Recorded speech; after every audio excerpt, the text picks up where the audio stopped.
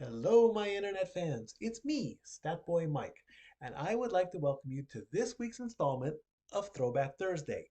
The Casa D18 Studios Channel continues to sort through the archives of the Jeff Meacham Network, the Simple Man brand, JH95 FTW, NoDQ.com, and the Casa Channel in order to bring you classic content that you may not have seen in a long time, if ever. So just sit back, relax, and enjoy this week's Throwback Thursdays offering. I love you all. Statboy out.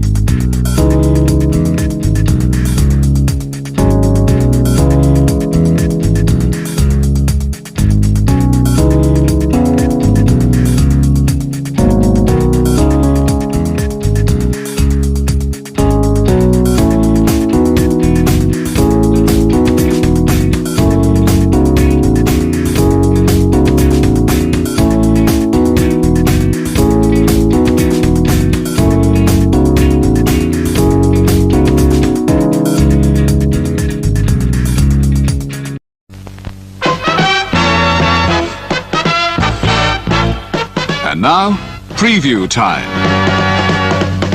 So let's take a look at what's coming your way.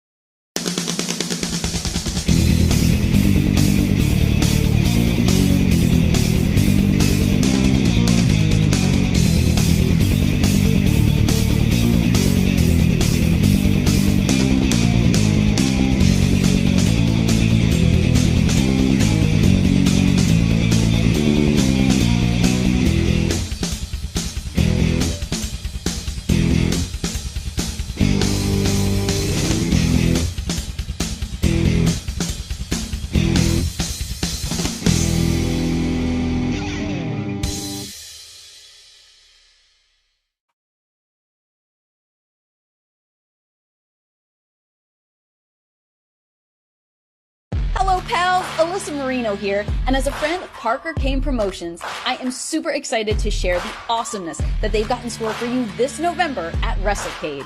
You'll be seeing the world-traveling Capital Championship Wrestling Global Fighting Champ Rebecca J. Scott, a rising star who's been featured on Ladies Night Out, MCW, and more, the stunner Emily J., an internationally traveled talent who you've seen on NXT UK and Stardom, Angel of the Ring Zaya Brookside, and NWA World Women's Tag Team Champion Chicago's Sweetheart Missa Kate will also be appearing live.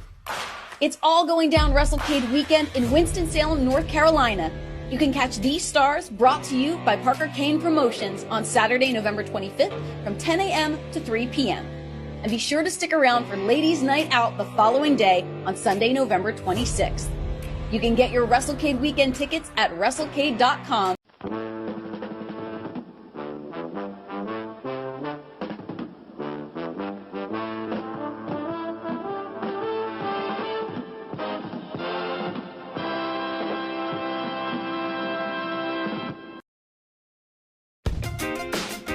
The Casa D18 Studios, an affiliate of the Jeff Meacham Network, Multiverse of Media, proudly presents this retro content from the Jeff Meacham Network.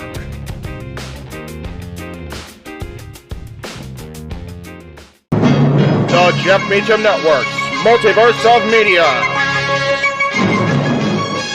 For over 15 years, the recognized symbol of excellence and the standard bearer in coverage of sports and entertainment.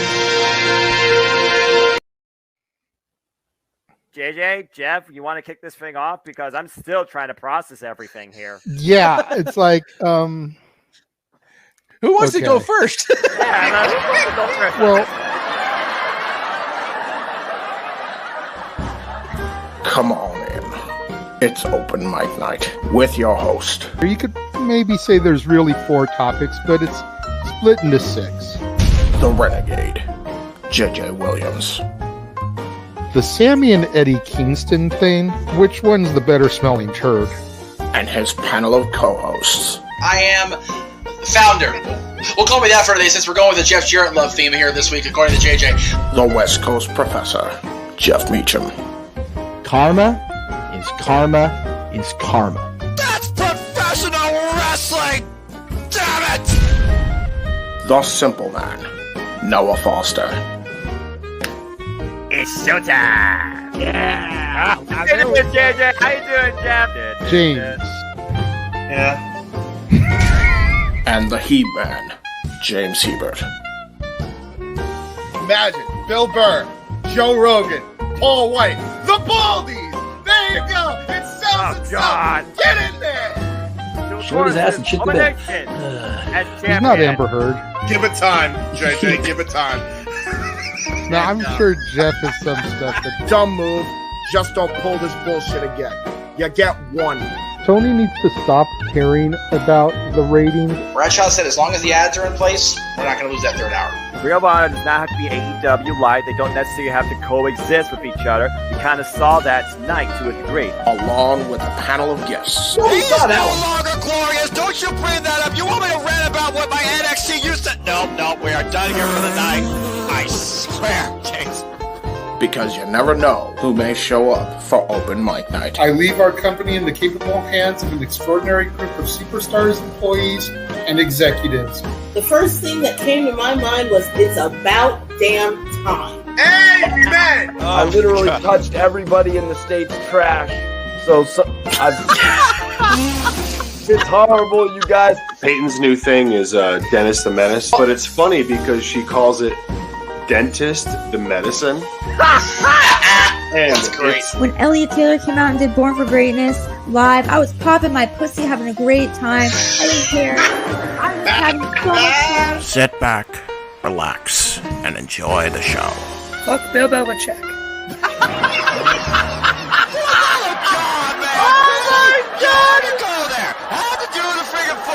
Thing. We ended on wrestling, and then you bring in that shit. That's just how the fan goes off the damn rails. Brilliant, bloody brilliant.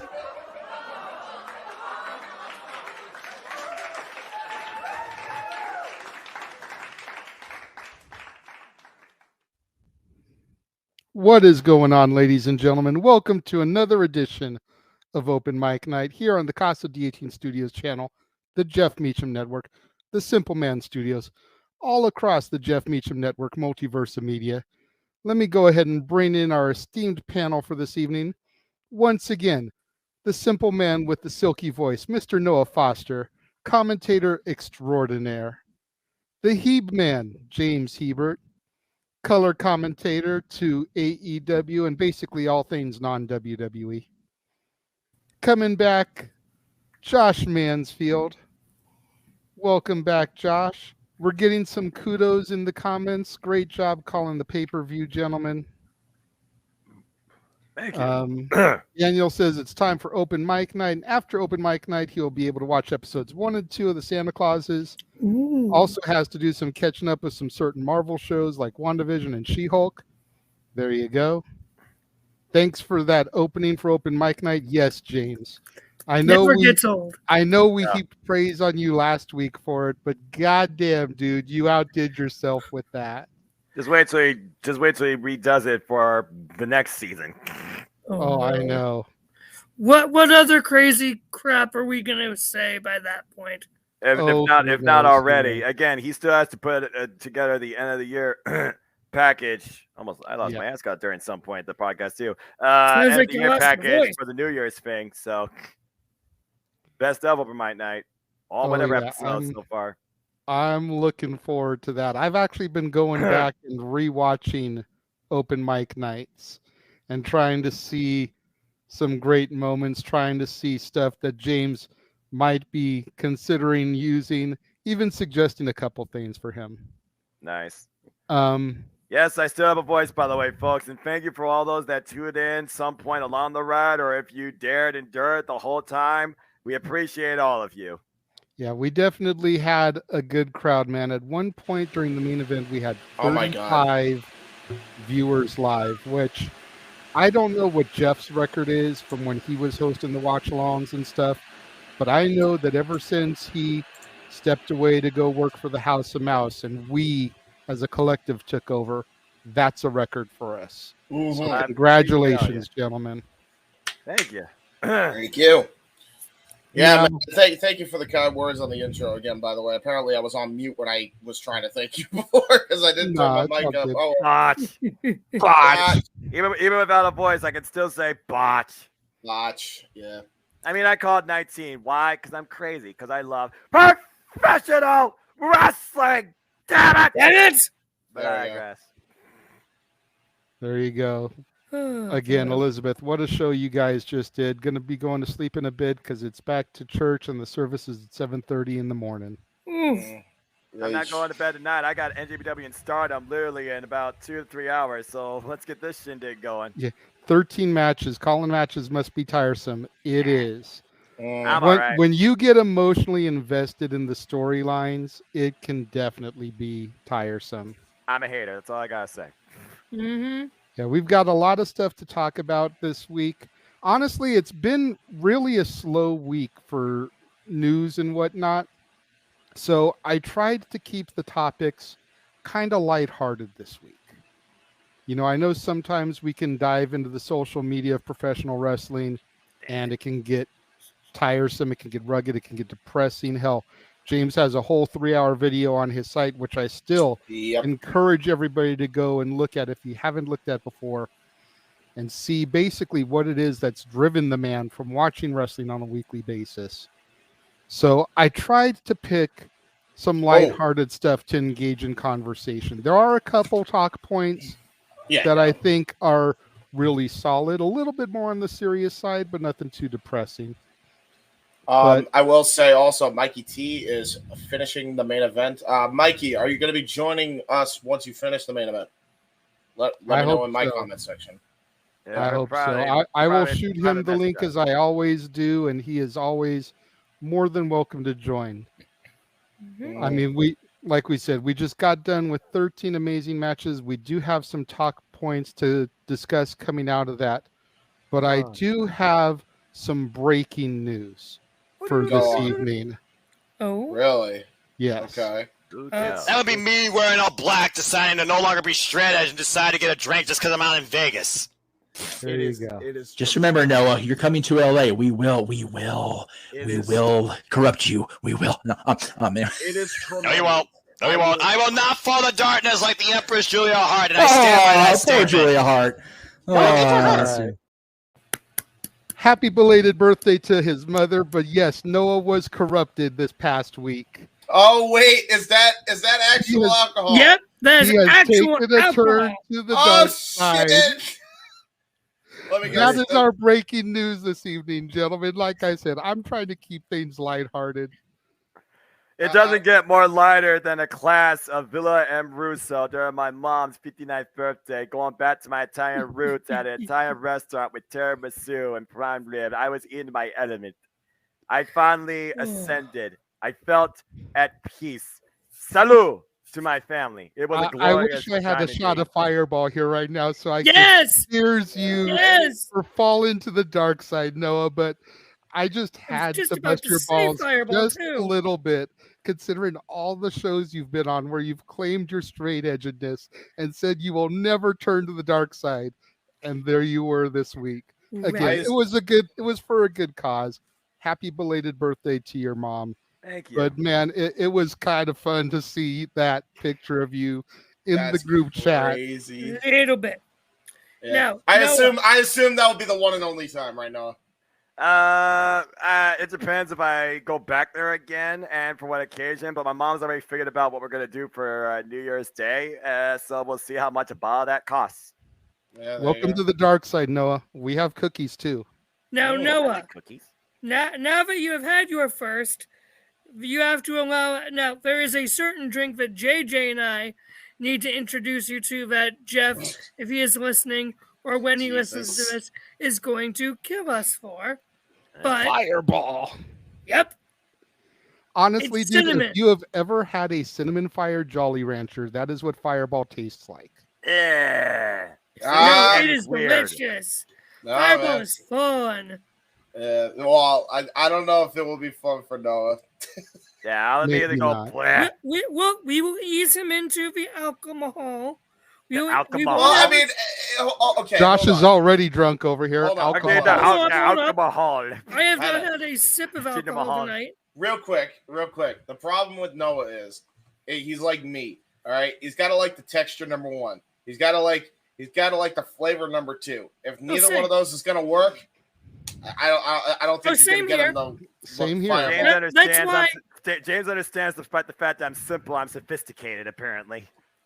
Well, right, which is why it'll take us a while. It'll take us a while before we get you to do an Irish car bomb with us. Fucking hell. Even I don't go that far. You have to keep in mind, I am an epileptic.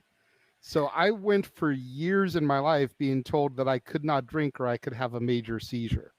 Right. But when I moved from Long Beach out to the Inland Empire and I switched doctors, my new doctor basically laid me straight and was like, okay, look, if you want to have a glass of wine on a special occasion, if you want to have a beer with dinner, you can. You're not going to die. Right. He's like, as long as you don't drink to excess to get fucked up and drunk, right, you'll be good. And so from that point on, I've kind of waded my ways into the water a little bit, and I'm a one wine cooler and I'm done.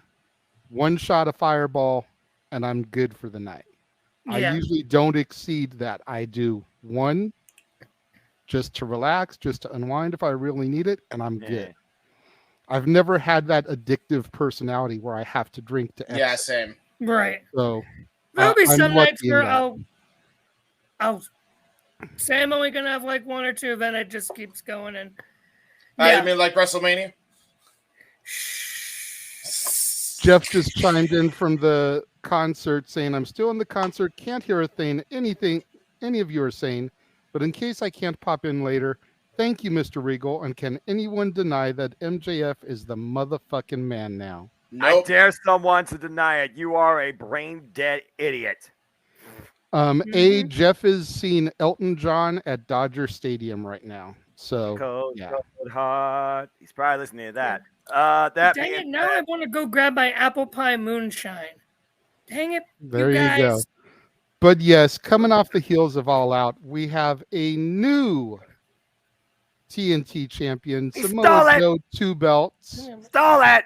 We have a new FTW women's champion. I don't hear that she fucking arrived! And in case y'all missed it, we do have a new AEW World Heavyweight Champion, Yes. Maxwell Jacob Friedman. He is better than you, and let's admit And you know it. We all know it. Thank you, William Regal. Yeah, right. And shout out to MJF's mother. If you guys do not follow her on Twitter, it is so entertaining. She's brilliant. She understands the assignment of what she is supposed to do. Her son is a heel. She is going to badmouth her son to all heck. And when she is at the pay-per-views, she will go around with whatever, poster or whatever, or sign that her and MJF's dad made, and she will go around taking pictures with fans. There you go. And that's pretty awesome. Yeah, you're correct. That is a hell of a concert. I actually got to see Sir Elton prior to COVID in 2019. He was on the same tour that he's on now, his Farewell Yellow Brick Road tour.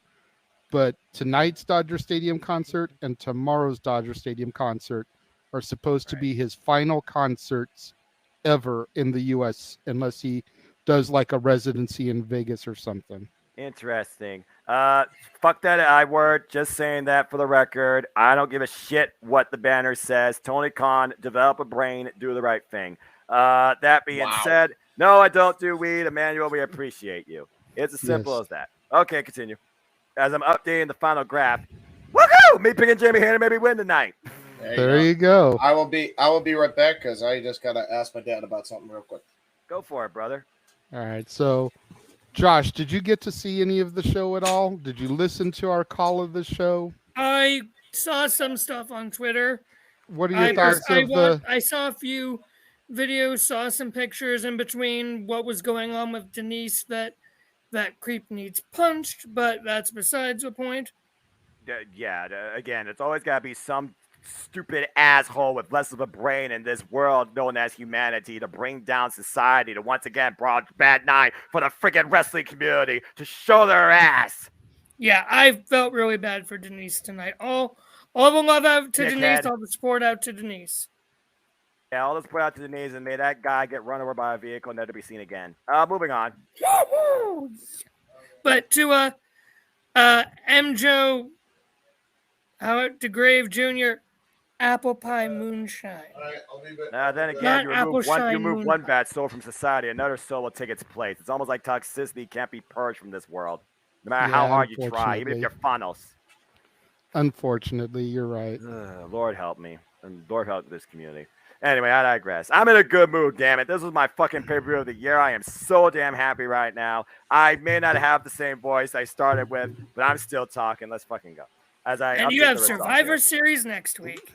Yeah, I definitely think MJF between MJF and Jericho, what is left of the Blackpool Combat Club will definitely be in the hunt for those two belts over the next couple of months.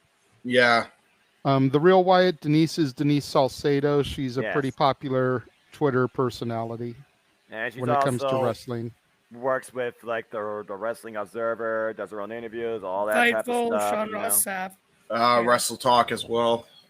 Yeah, she gets around, and kudos to her because at the end of the day, you have to do what you need to do to get your name out there if that's the career you choose. At the end of the day, she is a journalist, but she's also one of those journalists that doesn't necessarily put herself always at the front or give you clickbait.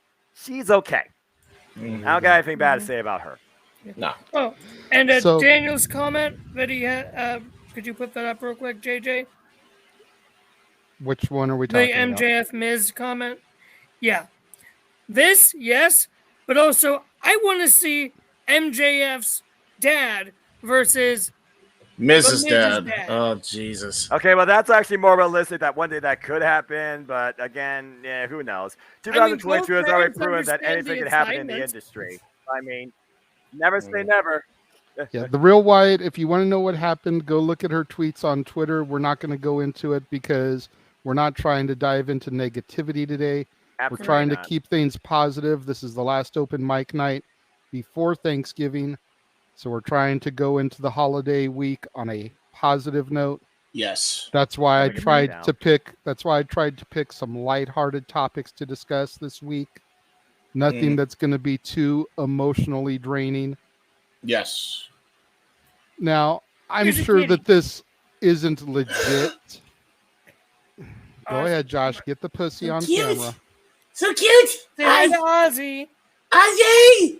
Hi. He is not happy with me. He's not happy, but it's okay. He's cute. So like I was saying, I'm sure that this report, if you will, was totally made up and inaccurate. But you know what? Like I said, we're going to have some fun tonight. Per Dave Meltzer, Roman Reigns is set to drop his WWE Undisputed World Heavyweight Championship. There's no word on who will dethrone him or win, but he will lose the titles at some point. If that is accurate, it's probably the first time Meltzer's reported anything accurate in years. Yeah. Let alone about WWE. Put that in perspective. Well, this is the report from NoDQ posted. The report that NoDQ posted, it basically just said that Triple H has an idea. Yeah, I've seen that one too. But when I saw this, I was like, this is a better haha. Okay. I mean, yes, Roman is going to lose it at some point. We know this. He should lose them separately as well. Not going to happen. He doesn't know when. He doesn't know when, but he will lose the titles at some point. What a bold take, Dave. That's the point, Emmanuel. That's the point, Emmanuel. That's why it's a haha. That's why it's a topic this week. It's one of those things where I think about journalism. You want to state that, but you also want to put opinion. But there's one of those things where I feel like there's just stuff that's, what's the word I'm looking for? Common fucking sense that you don't need to read in a publication. Well, if you know not only read in a publication, Noah, have to pay to see. That just goes to show how much people are willing to waste money or how much they don't know what the value of a dollar is. Then again, we're probably on the verge of a recession. Stay tuned for more on that. Noah, notice the ticker. I know. It still doesn't make it any less true. Yeah. Continue. So there's that. The other haha that I wanted to bring up is somebody made this graphic, and I know we discussed this a little bit a couple weeks ago, but I figured we could maybe get a little bit more in depth in it. Okay. Yay! Fuck you! That's not a graphic. That's straight from WWE's website. Yay! Go away. Never again. Hallelujah. Now that Hallelujah. Good riddance with bad rubbish. So let me ask you this, because the 24/7 championship pretty much happened during the entire time I wasn't wrestling. Yes. Other than the ascension of R-Truth as a comedy god and becoming a living treasure in that division, what other high spots were there for that championship? Was there anything, any other good champions to come out of that? Nope. I will say Go one. ahead, Josh. Well, before I get to that, first off, notice that they deactivate it right after R-Truth is injured with a long-term injury too. So he can't even do anything about it. But you want to know who I think? Bad Bunny. He took it on Saturday Night Live. That's fair. That's a fair point. The 24/7 title, a WWE active at the time championship belt on mainstream television outside of WWE programming. How many other champions go on to, the talk shows or whatever with their title belts? I have a question to follow that up. Bad Bunny, he had balls, he did it. Right. Hang on, listen. Go ahead, James. Big question, to that. Was it a winged eagle? Was it a big eagle? Was it any WWE World Championship? No? Next. Sorry, it's just like, dude, everybody in the audience at Saturday Night Live probably confused that thing with a goddamn grandfather clock. They're like, what is it, like a handheld grandfather clock? Like, or just a trinket Flavor Flav. Yeah, it's a Flavor Flav trinket. Why isn't this with Flavor Flav? Is Bad Bunny the new Flavor Flav? They probably collabed at some point or met each other. Yeah. I don't know how that works in Hollywood. Good riddance. I mean, I don't know. It's just they should rebrand it to a Women's Intercontinental Championship or a TV Championship, like we recommended ages ago. I think somebody put that in the chat. So yeah, that's like what Dana Brooks said, and then she lost the title, and then it got deactivated. Well, it wasn't like that title was ever going to garner any respect, let alone star power. I know. Well, who knows? Yeah, your guess is as good as mine. 24/7. Yay! Bye bye.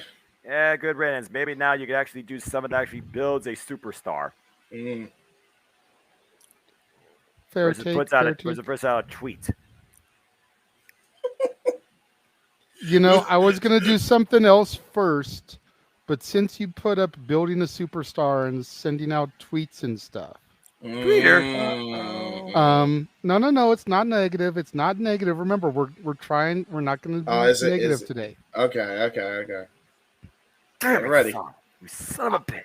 Like I said earlier, I've been going back. I've been watching some open mic nights, and there was an episode we did. It was probably May, June-ish, where we were discussing the fact that Money in the Bank had to be relocated from Allegiant Stadium to the MGM Grand. Yes. Right. Mm-hmm. And it made me kind of think, watching that, about the rise and decline of one Mr. Theory. Was the end of his briefcase and his cashing on the U.S. title not the perfect ending for a briefcase champion who already had to get his moment taken away from a stadium and thrown into the shitty ass MGM Garden in the first place? Yep. Like, this entire Money in the Bank briefcase run, and it's nothing against Theory. Let me just stress that now. It has nothing to do with Theory. Booking. But from the fact that it was supposed to be in a stadium, got moved to the MGM Grand, got thrown into it at the last minute, then the Vince McMahon scandal, then him attempting to cash it in twice on champions, teasing the NXT champion, only to cash it in on the US champion, and losing. I mean, like, after the champion was already beaten down. You sit there and you talk about horrible booking, but when you go back to the way that entire pay-per-view had to be relocated in the first place, it's the perfect ending to that shit. Yeah. It really is. It's obviously the original person that was supposed to be slated to win that fucking briefcase was Cody, and then he got hurt. So, I mean, really, it all comes down to, it was a bad booking call by Vince, and you had to break a few eggs to make an omelet. Theory's going to be just fine. No, I know he's going to be fine, and I still maintain the thought process that they didn't have to pull the trigger and have him cash in on the U.S. champion when they did in the first place. They had until next July to do something with him. And they pulled the trigger way sooner than that. That's why I say, like, this is the perfect ending to a briefcase that was decided after the venue had to be relocated in the first place. Yeah, I mean, like, well, we know that pay-per-view's never coming back, hopefully. So, yeah, like where Jeff is this evening, it's the circle of life.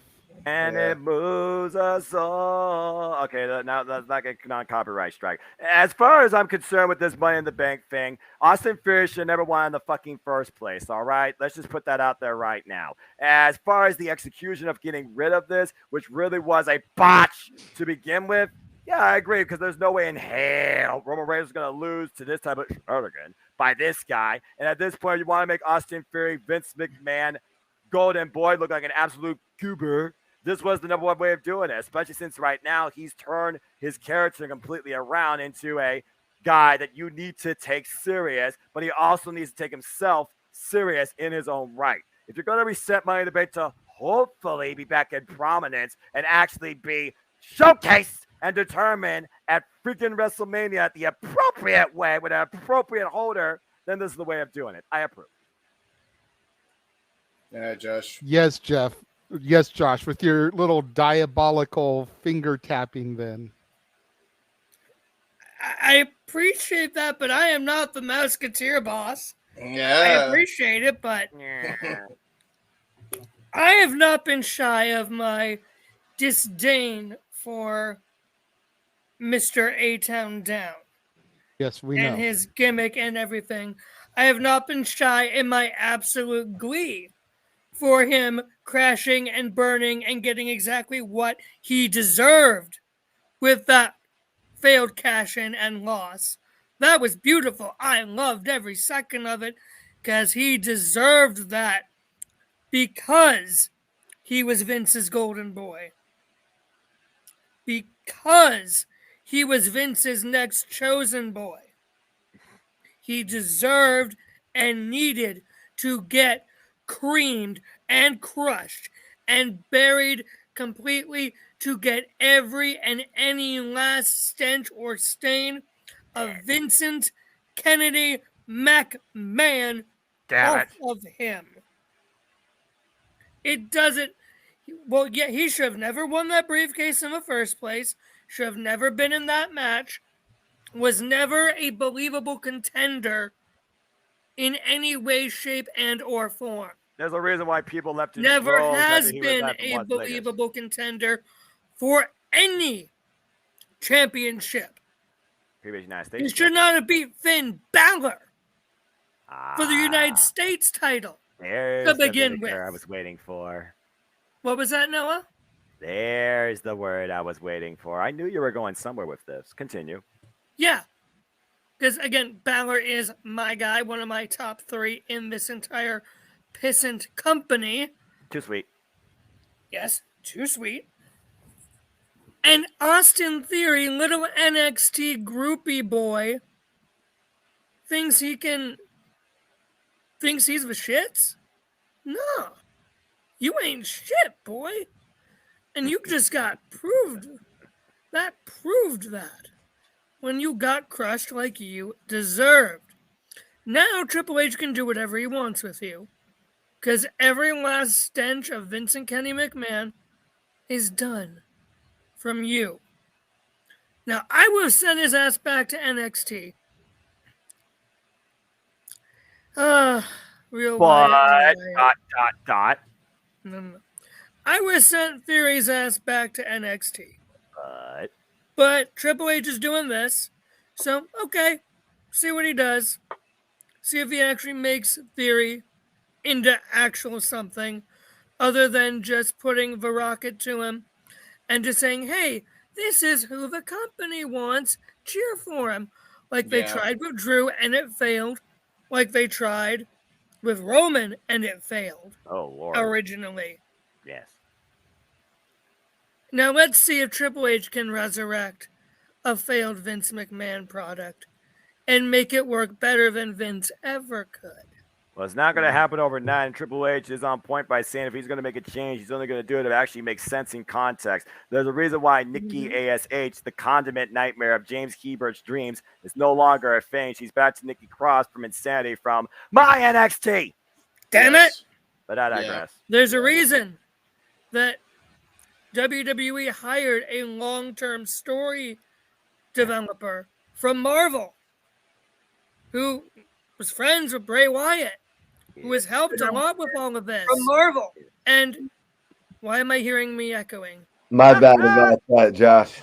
Because we just brought Mikey T into the chat and he didn't have his thing muted. What is up, guys? What is up? I was just putting up a little poll on my YouTube channel.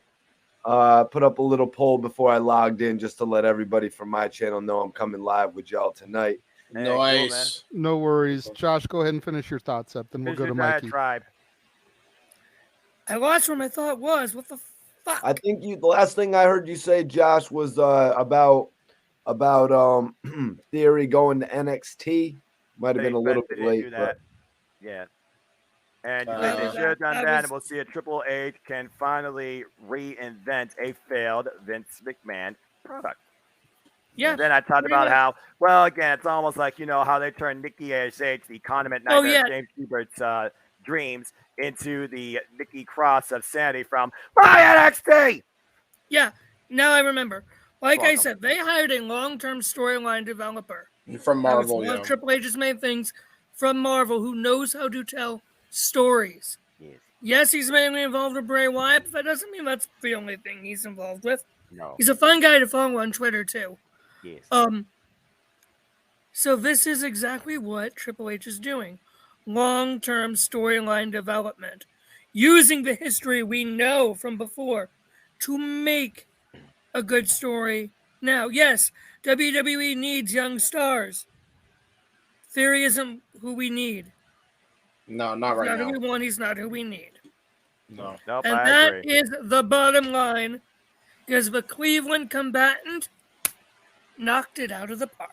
There we go. Nice. Way to go, non-copyright. I got my new catchphrase. Non-gimmick infringement. And again, folks, we do see you in the chat if you want to be acknowledged. Super chats are the way to go. At ding, ding, ding, ding. I see the Real Wyatt has a super chat. Yes, he did. $2 super chat. Thank you again, the Real Wyatt. Okay, seriously, the Elite should have won. Fuck Punk. They didn't win. To both. Unfortunately, that is all we are going to say on that because, as I already mentioned, the real Wyatt, we are not going to get into negativity this evening. Right, he's the host. That's the type of thing that's going to cause a lot of frustration and anger on some of our ends. Yeah, nobody So wants we to talk about it. appreciate the super chat, but we did say during the actual show we were not going to address any of the talent from the All Out Scrum anymore this evening. No. Right. I only saw 2 matches so far tonight. Phenomenal pay-per-view. That's all I gotta say. Watch the rest when you can, bro. Yeah, I only saw the opening and closing match plus the pre-show. Hey, Mike, I never what are your said it thoughts? for open mic What are night. your thoughts on what we're talking about here? You know, if you missed some of it, we're talking about the fact that the Money in the Bank pay-per-view was originally supposed to be at the Allegiant Stadium. Right. Then it got moved to No, the it MGM didn't. Grand. Yes. Then the way Theory got thrown in the match and then the way he lost the title, it just seems like this entire briefcase run was doomed from the jump, almost with whoever had the belt. Because you go back to the fact that it was supposed to be in a stadium and then got moved to a C-list venue in Las Vegas, if we're being honest. Damn, see? He went from A to C? Yep. They couldn't do it at the stadium. They couldn't do it at the T-Mobile Arena because that's where they were going to do the UFC fight the same night. Ooh, yep. They couldn't do it at Mandalay like AEW had ran. They didn't even try for the Thomas and Mack Center, which is where the original pipe bomb happened. Mm-hmm. They Having moved too much it to the symbolism MGM, there. which is the home of Halloween Havoc from WCW, and we can talk about some of the real shit-tastic stuff that happened at that pay-per-view. Mm-hmm. It's like this briefcase run seemed doomed from the jump, almost regardless of who got it. Was the ending, did it fit the beginnings of the story? The only one that could have really been justified in winning the briefcase would have been Seth Rollins because of the the storyline that he had previously. yeah. He had previously with Cody Rhodes. Now, I do see your point, JJ, about Austin Theory has till July. Yeah. But the fact of the matter is, right now, Roman Reigns is at such a level where they're not going to put him in there with mid-carders anymore. If anybody, they're going to put him in with celebrities, and they're grooming him for The Rock right now. He's only going to be in there with larger-than-life individuals, say a Braun Strowman possibly. Now, if Cody Rhodes' Plan C comes into play at WrestleMania and takes that title off of Roman Reigns, there is no way in their right mind they would ever have Austin Theory beat Cody Rhodes after then beating Roman Reigns. So there was realistically no play for them with Austin Theory. If it was Seth Rollins, that would have been believable to us with this long-term storytelling. But Austin Theory taking the title, I hear people also say, have Austin Theory challenge Roman Reigns at the Royal Rumble or something like that. Yeah. Like that. He's not a realistic challenger for Roman Reigns. It's going to diminish the credibility of everything that he has been building. But then again, JJ, we were talking about it last week, and now it kind of looks like they're moving towards Sheamus and Roman Reigns. And to me, as a long-term watching fan, bless you, Noah. Thank you. As a long-term watching fan, Sheamus versus Roman Reigns at Royal Rumble and Roman Reigns versus Austin Theory at Rumble, there's no real difference there. You know what I mean? Just in reality, there's not really a difference. Well, you know what? I'll tell you the difference. I'll tell you the difference immediately. Sheamus is a former world champion. Sheamus is a former world champion. Sheamus is way more over than freaking Theory is. Sheamus is a former world champion that lost his title to the Big Show. I know. And Big Show's Sheamus is a former world Fame champion that worthy only got candidate. his world championship because he was Triple H's workout buddy. Yeah, so instead of putting over a Vince McMahon project, we put over a Triple H project. Yeah, he cashed in Money in the Bank, and next thing you know, the following pay-per-view, he faced him at TLC where Reigns went rogue, and then we had the Rumble that's been forgotten, freaking whatever year that was. Sheamus was not the same guy then, though. Yeah, True. That's my point. It's just like, yeah, Sheamus is, and he's been put at the front of this bloodline storyline. He's literally leading a team into War Games. I'm calling it right now. If Sheamus's brutes and company win War Games, Sheamus is your next challenger to Roman Reigns' title. Right. I'm fully on board with the fact that Sheamus is one of the contenders. If it's not Rock, Sheamus is one of the contenders to actually dethrone Roman. Here's the difference between Austin Theory and Sheamus. They tried to get Austin Theory over by force. Yes. Well, Sheamus became right. Yeah, but that was we're talking years. I get where ago Josh now. is going. We're talking right. I'm talking right now.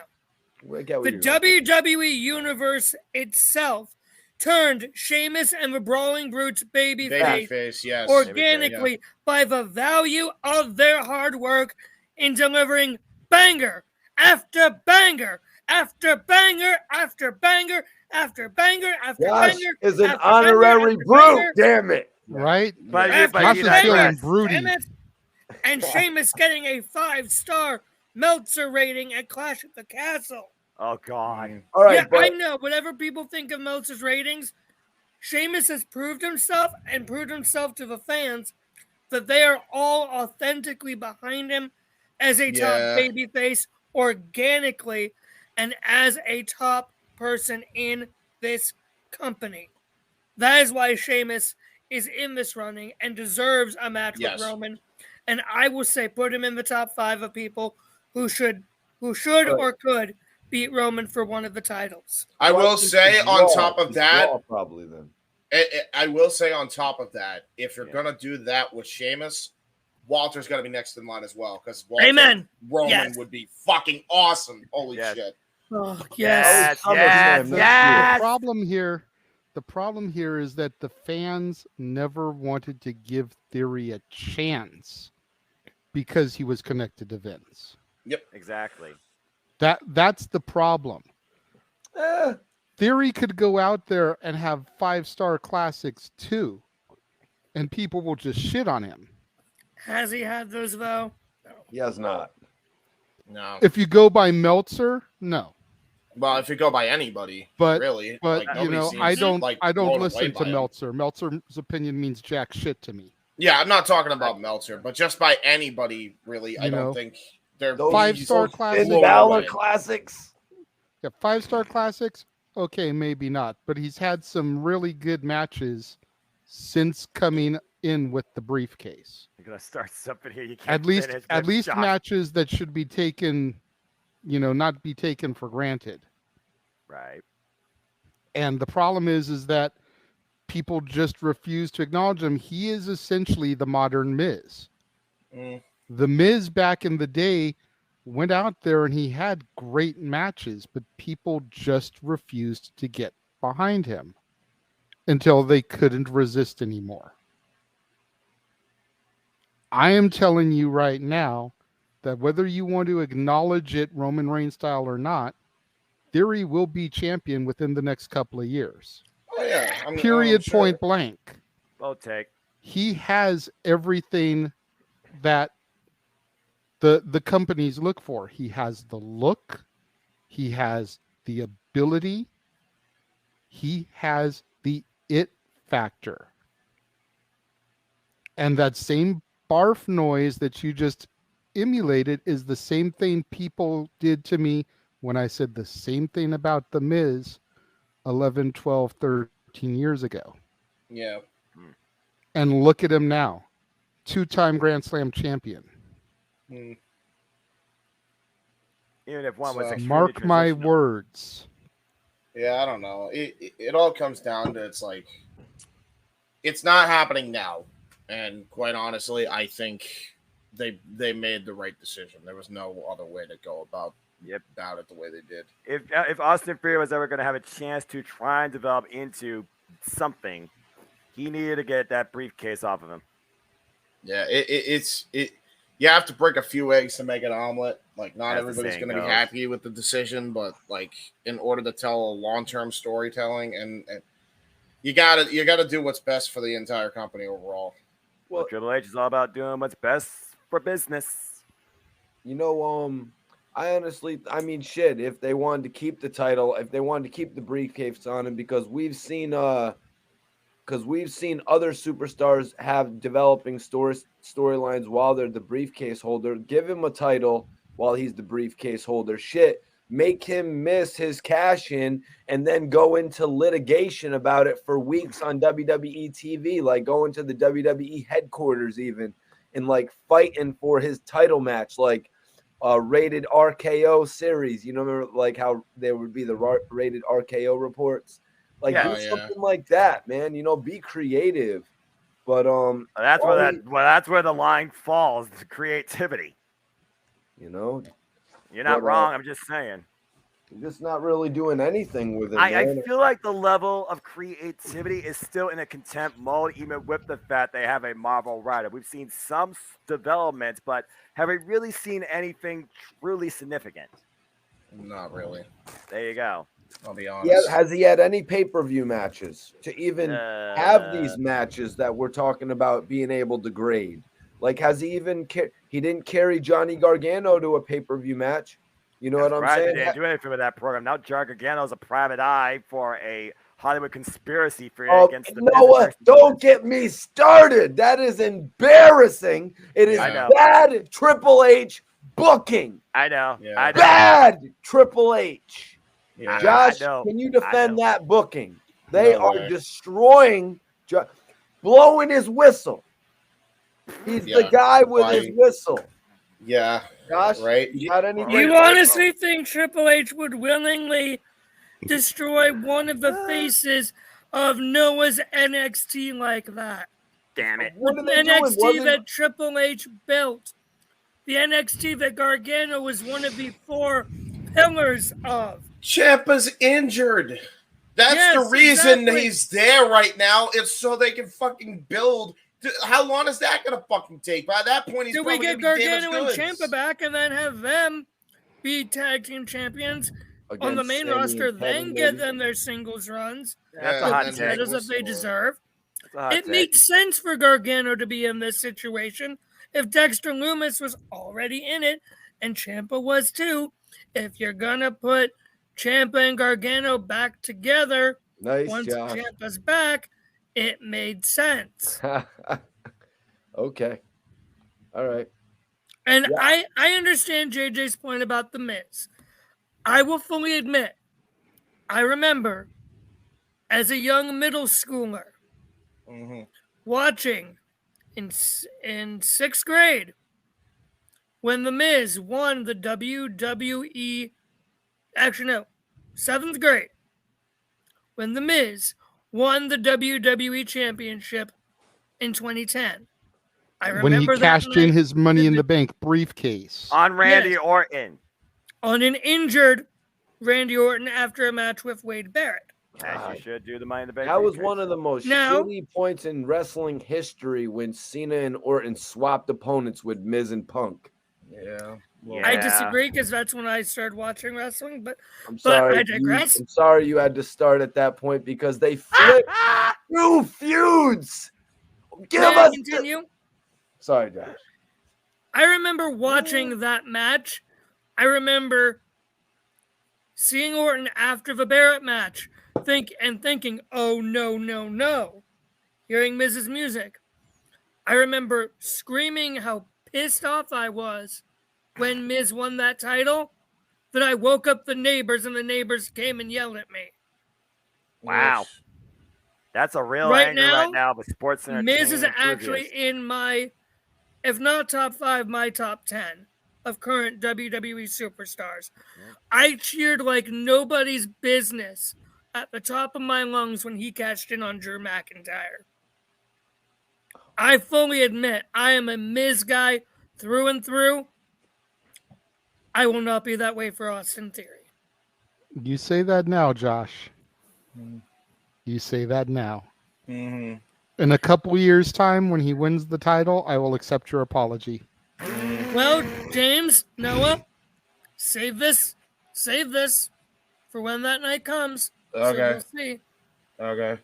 Timestamp 1 a.m. Eastern Standard Time, November 20th, Nice. 2022. So we've heard from Josh and Mikey T. James, Noah, anything else you'd like to add to this? As far as the original topic goes, I think I already got my set piece in. Again, reset Money in the Bank, make it actually matter, make it actually worth of value, build a new superstar, because that's what Money in the Bank is supposed to do. And as long as the three of us holding it in this day and era, that wasn't going to happen.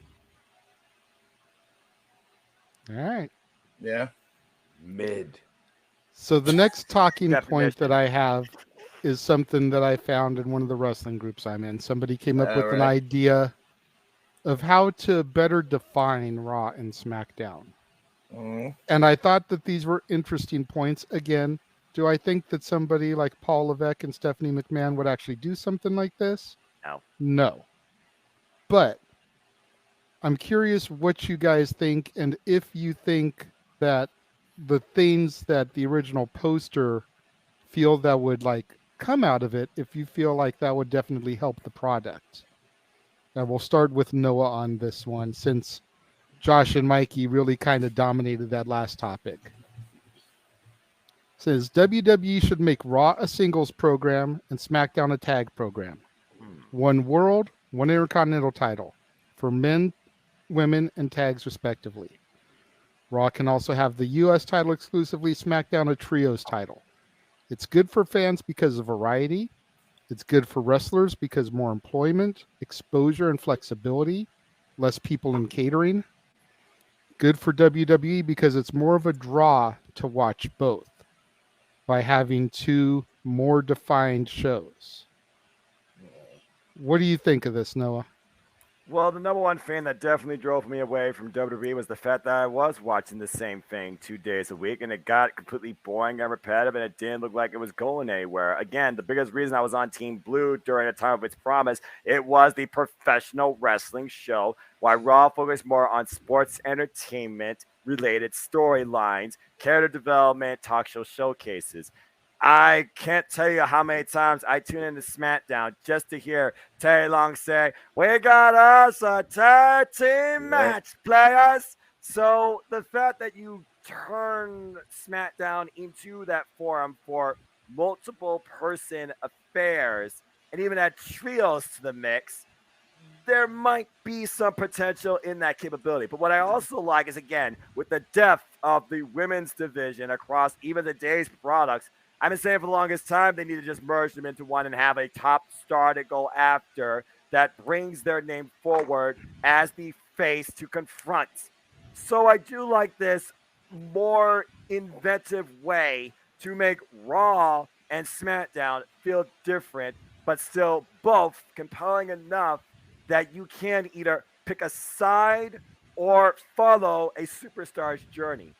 I approve a lot of that, but whether or not WWE can pull a trios division, it will really depend on that roster outlook and the players involved. But I like that idea a lot.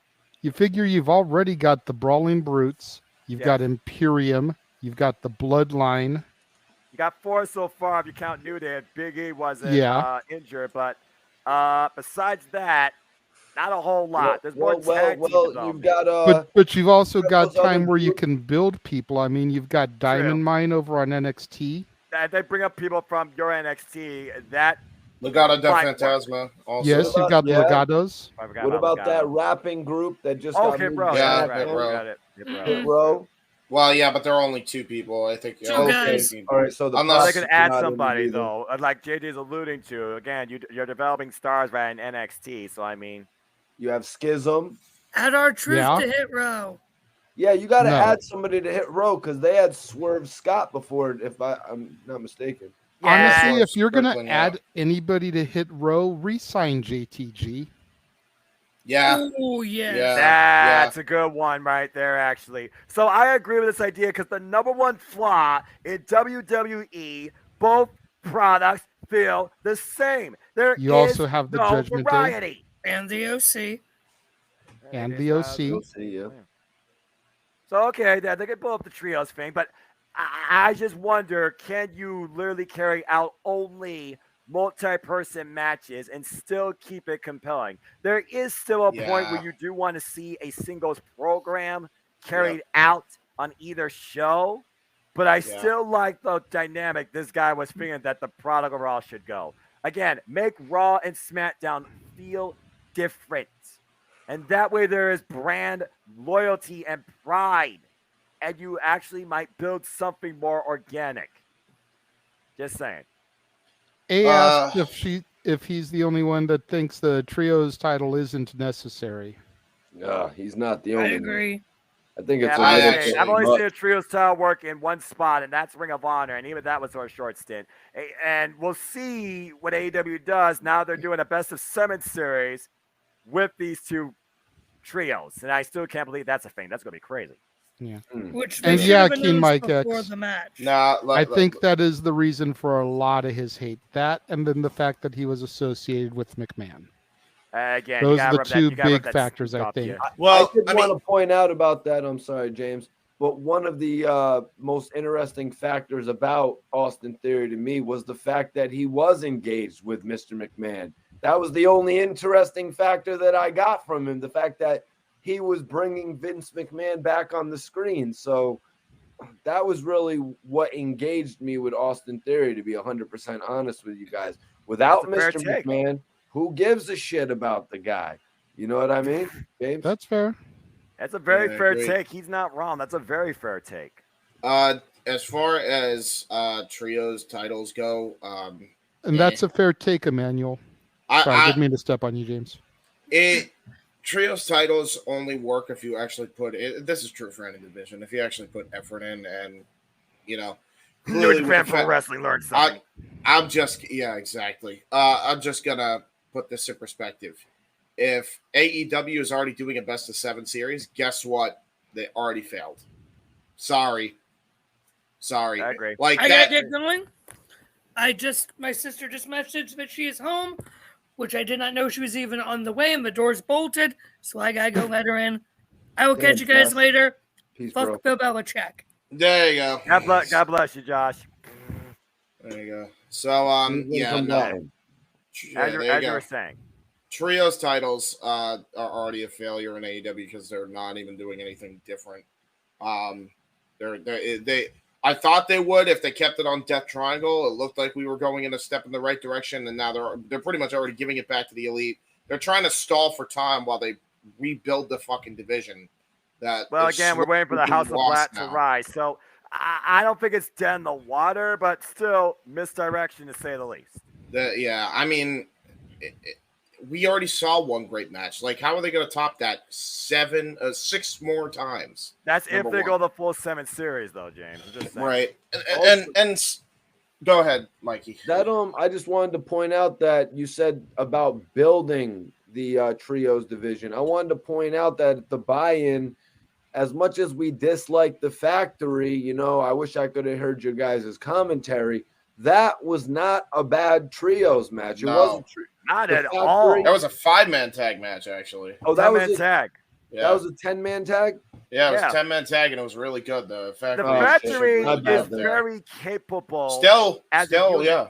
Maybe you're right then. My point is proved wrong. I thought that was a trios tag.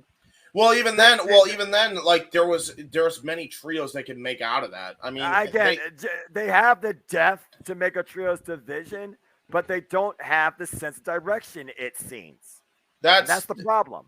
Yeah, see, AEW's got that problem to the point where I think they've already just given up. And at this fucking point, again, like, and we said that at the top, and this is the only time I'll ever mention this again. Like, if you're gonna bring the Elite back, you got to bring Punk back. Simple as that. Sorry, they were not blameless in that whole situation. I've made that note many times. Jay Abrams' side of things, episode 3. Go check it out. All right. As far as this Raw and SmackDown thing goes, singles sell more than everything else is basically an accessory, but the singles is always going to draw. Right, that's just how it is. That's always how it's going to be. That's so, wrestling. You can't do it that way. If it were up to me, I'd say SmackDown SmackDown needs the World Championship because nobody should be taking that shit off Roman. Raw's main belt should be the Intercontinental. That's my deal. Like, Raw should be the Intercontinental. Make that thing an actual main title again. Like, that should be your secondary top prize, if not the top prize, depending on who gets more. All right, those are your top two belts. United States. Yeah, would you say that the United States, though, is being tried to be billed as the second top title in the company since it's the top title on Raw, though, at this point, James? Yeah, and I don't know why. You have way more international flair than you do United States flair. So, like, why aren't you making that more the top prize on Raw? You know, that's my thing. I mean, if I'm doing the thing, I'm trying to differentiate the brands. You know, make one feel different than the other. You have a tag on Raw and a trios on SmackDown. Yeah. Like United States to Universal is how I kind of look at it, you know, gaming wise. Like you would pair the Universal title with the United States title. Kind of. That's kind of how. And then I pair the Intercontinental title with the WWE Championship. WWE's brand split did, while it didn't necessarily increase ratings on both shows, it did keep a lot of people intrigued and tuning in with the audience they had. And here's why. 2016. I'm not even talking about 2016. Well, that was the last time they did. I know. Right. I know. 2002. Yes, where it first started. The best brand split WWE's done, period, bar none. I dare you to find me another time where that shit's worked. And they split up teams like friggin' 3D and moved The Undertaker when he didn't want to be moved. Those were very odd moves, though, Noah. It's like, why are you doing That's what made it so interesting. Right. That's what made it interesting? I thought. Well, no, and then sorry, Joe. Sorry, hold on. That's the difference, though. Like 2002 had the best brand split idea. You had a cruiserweight belt. Like they honestly probably could have introduced cruiserweight tag belts. They had enough teams to do it. Yeah, back then. And then tags. Yeah, and then you have the women. That's what I do. You know, like you want to make both shows feel different. Make the undercard feel different. Make the secondary championships feel different. Have one champion, you know, have the television title. Make an internet title for SmackDown or something like that. Then you have your U.S. title, and then you have your Intercontinental title, and then whatever. Like that's what they should be doing instead of this. Yeah, you have to have singles feuds in order to draw money. That's just how it is. That's how wrestling will always be. That's how any combat sports is going to be. That's your big money program right there. That's what you invest in the most. That's what you want fans to invest in the most. If you want them to sit for 4 hours, you want them to remain there for that key main event. And they will willingly. Right. Very, very rarely does a multi-man match and a tag match or of any kind or whatever, multi-man anything, draw the most money. I think it's very rare exception. The only one this year that's done that. Yeah, FTR versus the Briscoes is the only one. Shawn Michaels has done a pretty. Oh, did you just say the Royal Rumble? But Shawn Michaels has done a pretty good job building up this Iron Man. What's it called? No, the Iron Man Survival. It's the Iron Survivor. It's King of the Mountain. Iron Survivor match. Damn it. But that's going to be a multi. I was like, isn't that kind of just like a King of the Mountain championship scramble? It is also that in a way because it's about the most pinfalls. The only difference is you don't have everybody in the ring at the very beginning. So the first two participants have an advantage to try and garner a decision before the other participants come out. It's the reverse of a Royal Rumble / Iron Person Scrabble. It's such a TNA match. Yeah, about a ladder. I was about to say, like TNA. Come up with this you know what's funny? King of the Mountain without a damn ladder and a title to suspend. I don't know, man. To be honest, I think TNA did it better. You know what? I can honestly say that we know Vince Russo didn't come up with this because if he did, Judy Bagwell would be on a pole. That's true. There'll be something on a pole in general. Blank on a pole. Vince Russo. Maybe a bro on a pole. We haven't seen that yet. To give a few thoughts on the different brands, I just want to kind of say that's what made me a lot less interested with SmackDown. I mean, it's one thing to do, your big, actually, I mean, SmackDown at the start, they did a referee match with Shawn Michaels. They did a Buried Alive match. You know what I'm saying? But put all the gimmicks out at the very forefront. I'm like, what the hell? Yeah, you know what I mean? They were trying to draw in those viewers. But eventually SmackDown began to just air tag team matches or mid-card matches or main event level guys versus a mid-card guy. And that's why people were saying it was kind of watered down compared to Monday Night Raw. Oh, yeah. Well, notice I didn't say the entirety of that, Lance, but I'm talking about the Paul Heyman era. The Paul Heyman era I was going to say, let's not shortchange the SmackDown 6. Yeah, the Paul Heyman era was they made that show their own. Yeah, so for those of you out there that don't know, for those of you that don't know who the SmackDown 6 are, it's Edge, Rey Mysterio, Eddie and Chavo Guerrero, Angle, and Benoit. Yep. Those are the SmackDown 6. Yep. Yeah. So they made that show their own. SmackDown just kind of really went further down into the hole when it pretty much became a replay show for a while. There was so many replays on SmackDown. I agree. It was almost unbearable to watch. But now with the move to Fox, you know what I mean? Fox is the Raw rebound with the move to But Fox. There was also so many replays on SmackDown because it was the Triple H Reign of Terror, and they had to put Hunter over as much as they could on SmackDown too. I wonder if Triple H actually regrets that at all. I don't know. I hope he does. Well, I mean, some of his opponents, RVD, Kane, Steiner, Booker T. He couldn't even. Randy Orton. You want to keep going? I don't know. Is there any more? And then I think we covered the most frequent ones. Goldberg.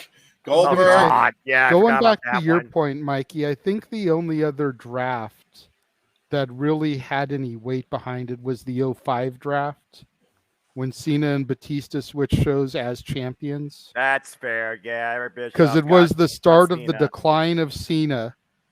Because while he was tucked over on SmackDown, he was good. But the minute he got moved over to Raw and became the face of the A show and was shoved further down everyone's throats, that's when the "Let's go Cena sucks" really started to come to the forefront. And guys like Angle, guys like Orton, guys like Hunter, who were supposed to be top heels, guys like Edge, started getting babyface reactions. And they still lost to Cena in the end. Because they were the originals, you know what I mean? Compared to this guy Cena, who a lot of people knew, but then a lot of people didn't watch SmackDown. He came over from SmackDown. You know what I mean? They're like, oh, this guy's taking over. And I think one of his first feuds wasn't a big seller. I think it was Cena versus Jericho versus. It was Jericho. Christian. He was literally brought on in the lottery on Talk is Jericho. You know that. But Cena, that's when it all started to go bad. Cena had a few good years, I thought, though, when he first came over. People didn't just turn on him right away. Well, no. They started to turn on him during that Jericho feud, dude, because people thought that Jericho was just leaps and bounds better. Yeah. Even though Jericho was the heel. And yet he was perceived as the babyface. What a bizarre world that was. It was, it's just one of those things where Jericho had that respect, where even though he was the heel, people admired and respected his in-ring ability, and Cena could not carry Jericho's jockstrap on his best day back then. Well, John Cena had the 4 moves of doom, and then it he turned got to so 5 much eventually. better. I got to give it to him. He got a lot better. Yeah, King Mike X, that's a hot take there. That Survivor Series is not a Big Four show anymore. It's about to be with this War Games. It's about the last couple of years, it certainly hasn't felt like it. Like I said, before 2019, the last time Survivor Series felt like it held up to its banner was 2010. Since 2019, They dropped the ball. Now they're trying to turn it into war games versus the traditional format. This might be a rebranding that makes sense and makes Survivor Series matter again. We'll find out next weekend. And I would echo your sentiment that Money in the Bank is bigger than Survivor Series if they had been able to sell out that arena in Vegas last year. Yeah, Money in the Bank. Money in the Bank ain't even a. It's not even big for. Let's go. Bro, back. I mean, Money in the Bank. Money in the Bank is on the verge of being canceled. Yeah, I was going to say it's on the verge of going back to Mania. So they wanted to sell that out, which was better anyway. Yeah, I think they should do a men's one night, the women's one night. Exactly. I think they should have the women headline night one like they have been, and have the women's briefcase match be on night 2. That way the winner can't cash it in the same night, and you have to build that contender. They've been having the women's champion get cashed in on with the briefcase the same night too many years in a row. So you move it to the opposite night, the second night, and then you can't have that. You have to at least wait until Raw the next night, which again would be dumb, but at least you can't do it the same night anymore. I mean, to be fair, JJ, it probably would get a massive pop because the Raw after WrestleMania, you never know what will happen or who will show up. To this day, when Dolph Ziggler cashed in on Humberto Del Rio, it's the biggest Money in the Bank cash-in pop probably in WWE history. Hold on. Except for maybe Edge's original cash-in because no one still expected it. When Roman, that shit has not meant a goddamn thing since Roman Reigns got booed out of the building after beating Undertaker. Let's not even go there until Triple H actually books a Raw after Mania. Well, that's a whole different crowd. Let's hold our horses here. But I'm talking about the actual Money in the Bank because Roman Reigns here, couldn't cut a promo though. Roman Reigns didn't really know how to Well, react. no, Roman could cut a promo. He just was cutting the wrong promos. We see that now, right? Because he was heavily scrutinized. Yeah, and he was I really scrutinized. I don't think he knew how to handle that crowd. You know what I mean? I don't think he knew how to. And you could see a lot of that nowadays when Dominic was in the ring, and Dominic didn't know how to handle the crowd. You know, no, Dominic is like a freaking scared child, just trying to hide under a mass of emo and black makeup. But the bottom line is this: Money in the Bank should only be involved at WrestleMania to build a new superstar through qualifiers and the worthy carriers. Make Survivor Series matter again. Surprise me, Triple H, next weekend. But overall, WWE, get off your high horse and your money bed and get some more creative in to make Raw and SmackDown feel organically different again. Yes. Well, WWE botched the Money in the Bank. They were going for Roman Reigns versus Riddle in a stadium, and then they were trying to string it along so it would be Roman Reigns versus Randy Orton at SummerSlam. They should have, first of all, it should have been Roman Reigns versus Randy Orton at that, what was it called? Allegiant Stadium. Stadium. That put Roman Reigns and Randy Orton in the stadium. They put too much on Riddle's back with that shit. But you know what? Too much, yeah. Orton got too injured. much of that.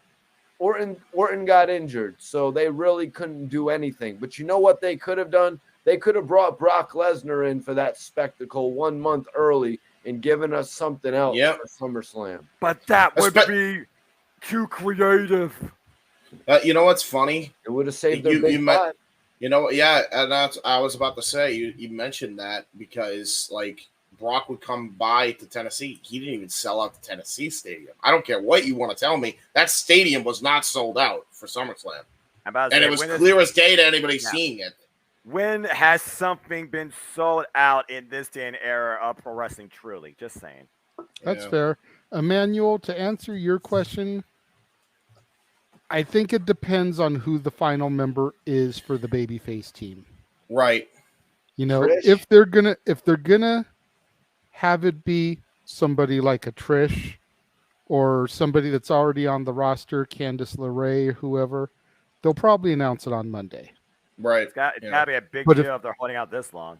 I was going to say, but if it's going to be one of the two names that we keep waiting to come back, not going to happen.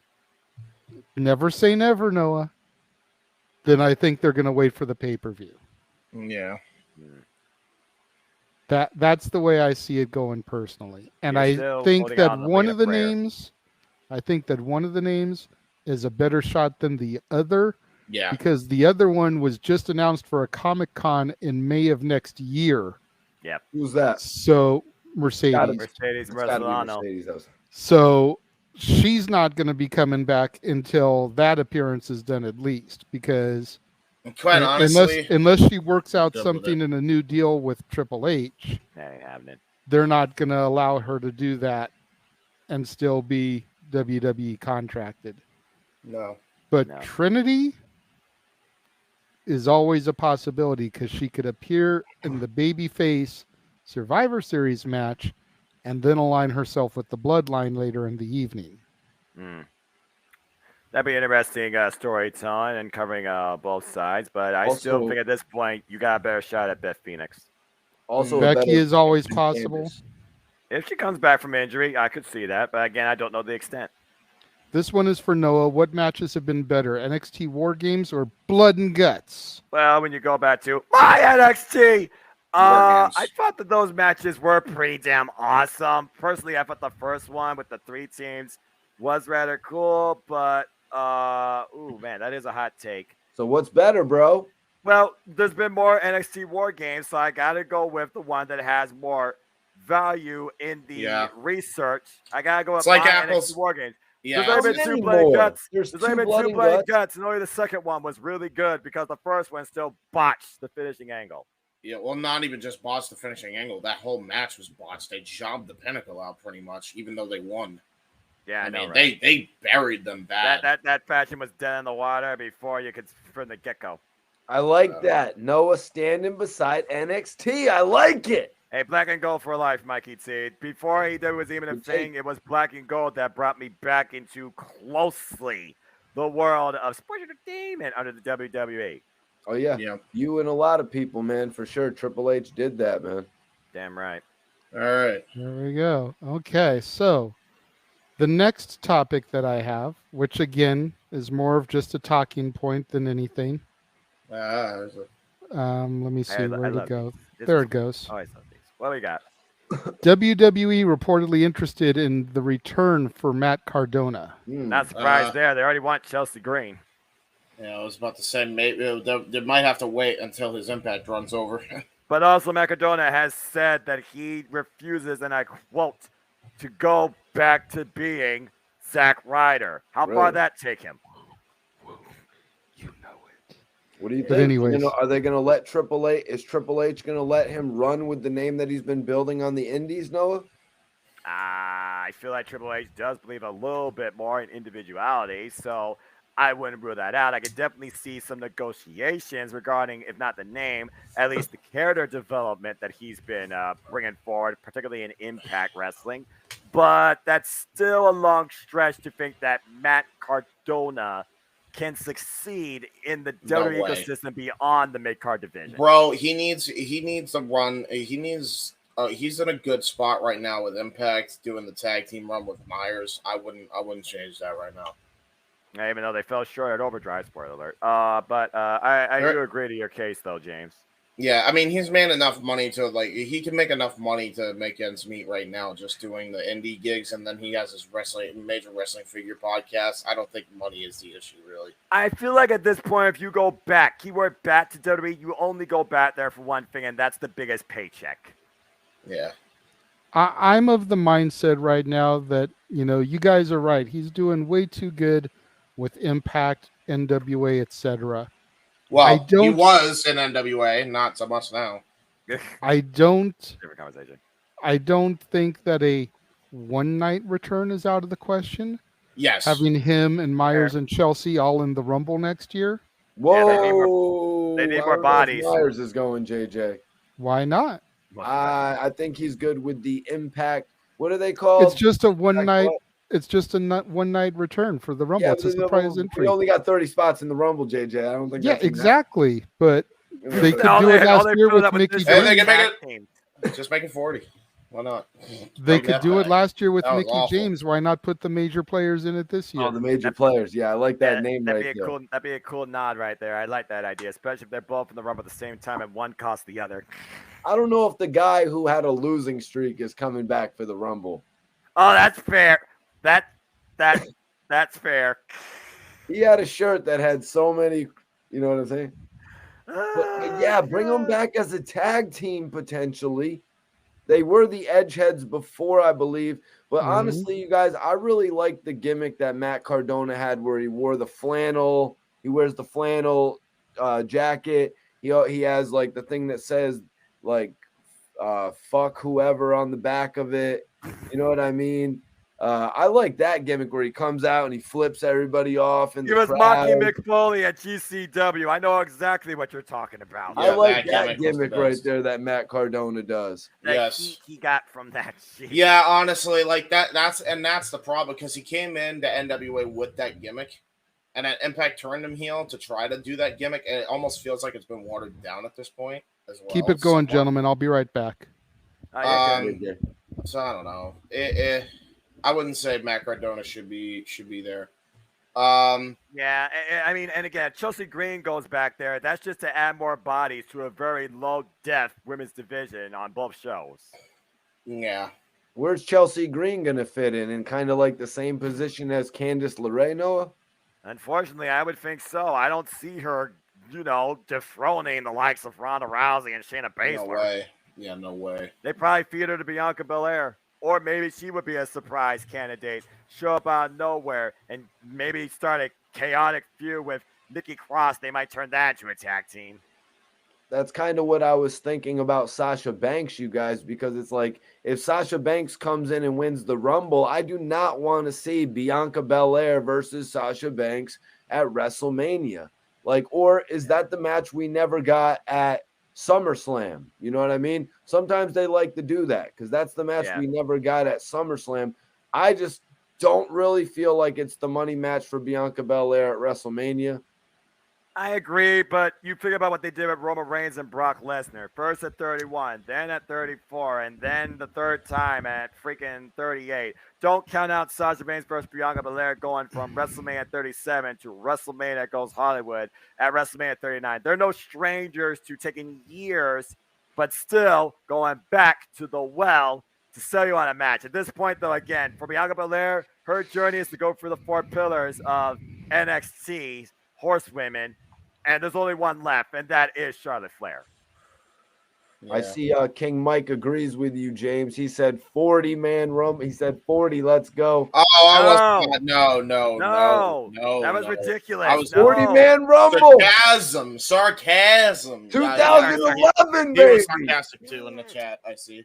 Rumble is special because it's unique with 30. That's why you don't call it an over-the-top rope battle royale, because that would be 20.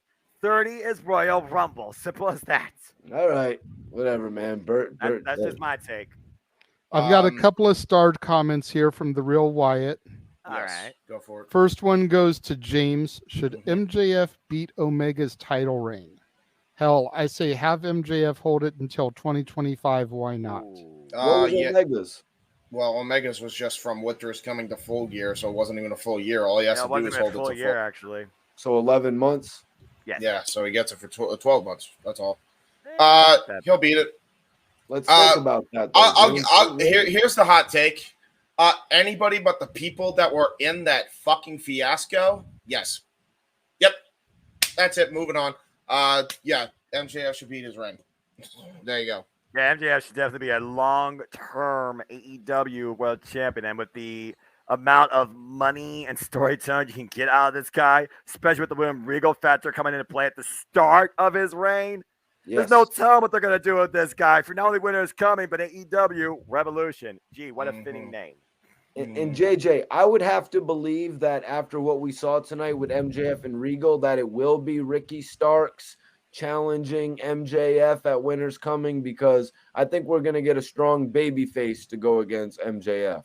Oh, without doubt. That's fair. And then this one is for Mikey T. Other than Cody, who should be the next Money in the Bank winner? He says Pete Dunne, because who the hell is Butch? A bushwhacker? Yeah. So let's be real. I think all of our main complaint here is that they really didn't take a mid-carder that deserved to be a main eventer and put him in this position. So that's really what we needed here, someone who deserved to be a main eventer. Exactly. So Cody was the only one. Cody was the only one. He was pegged to win it. Yeah, Cody's the only one. Seth Rollins is the only one. But we need somebody who's really ready to be elevated to the main event. You know what I mean? And who is that guy that is ready to be elevated to the main event? Let's be real.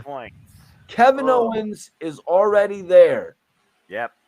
It's Sami Zayn, guys. And you know what? Sami Zayn comes in with that sneak cash in on Roman Reigns. God, man. Or even Roman Reigns loses the title. Sami Zayn cashes in and offers up the undisputed championship to Roman Reigns. That would be some good storytelling right there. That sounds brilliant. I think Sami Zayn is next, you guys. It has to be Sami Zayn, unless WWE is just going to burn money. There's the phrase. Sami Zayn is a made man in this company. The people want to spend money on him. They want to give you money to watch Sami Zayn. Do you just want to throw it away? So I think Sami Zayn. James, what do you got to say, bro? I think that Sami, actually, the reason why people are paying for Sami merch now is because Sami Zayn in the bloodline is the way to go, and not even try to fuck with that, to be honest. I think it's like a nation thing. Like, remember when Owen Hart joined the Nation? He was the lone Canadian in the sea of friggin'. He was the Black Heart. He was the Black Heart. Danger Gear. The Danger Gear was awesome, but when they turned him away from being the Black Heart, it was like, dude, you just took away Owen Hart's only way to be a main eventer. That was the only gimmick that Owen Hart could have been a main eventer with, you guys. The Black Heart. None of the others would have worked. Not the one where he teamed up with Kishi. Not the one where not the Owen Hart where he was, the King of Hearts. None of those Owen Harts would have worked as the main event. I'm about to say, still highly underrated. Should have been pushed to the main event, but I agree with you there. And at this point, again, the money right now is in Kevin Owens, Sami Zayn. You just have to figure out how you go about those two. Kevin Owens has already had a chance against the Tribal Chief during the pandemic, at least 3 times over. Sami Zayn has not. The biggest draw right now is what Sami Zayn's future will be. I feel like if Sami Zayn wasn't in the bloodline, the act would have gone stale a long time ago. Sami Zayn breathes new life in the bloodline. So to stop that, you might literally be ruining your biggest money maker in WWE. I think that's the thing. I think you try to split that up, your money's gone, actually. I think Sami Zayn is more valuable in the bloodline than he is out of the bloodline. Same thing. And that goes both ways, by the way, actually. Yeah. We all know Sami came in as a big-time baby. You know what I mean? Yes. Yeah. And it worked. It did, but then it was like he reached his ceiling, seemingly. He kind of reached his ceiling, even though they put him in there with people like Braun Strowman. But JJ, didn't you have a question for yourself? I know we're dragging on this a little. No. You're good. You're good. I don't mind this topic running a little bit. It's just a talking point. It's here to generate conversation. They certainly have done that. And I'm definitely trying to stall a little bit until Jeff can join us after the concert. He's got a couple of encores left. Oh, nice. And I know he really wanted to be part of the main event talk. But as far as the original topic, Matt Cardona, don't see him going at WWE. Don't put Chelsea Green in the Raw Women's division or send her to NXT. Imagine if they make her the new Mandy Rose and she takes the title off her. There you go.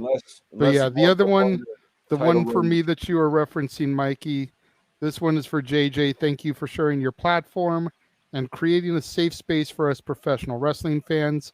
Damn it! All hail the Renegade, the great JJ Williams.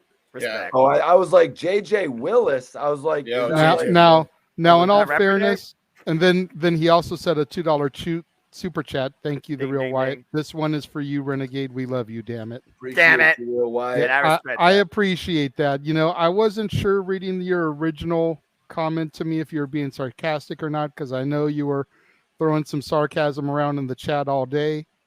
So I wasn't 100% sure if you were being sarcastic or not, but thank you. You know, Yeah, I mean, if you are being sincere with your comment, I do appreciate it. You know, normally we've got no problem covering controversial topics and things that can ruffle people's feathers. Yeah, that's news. You know, Eric Bischoff said it best with his autobiography: "Controversy creates cash."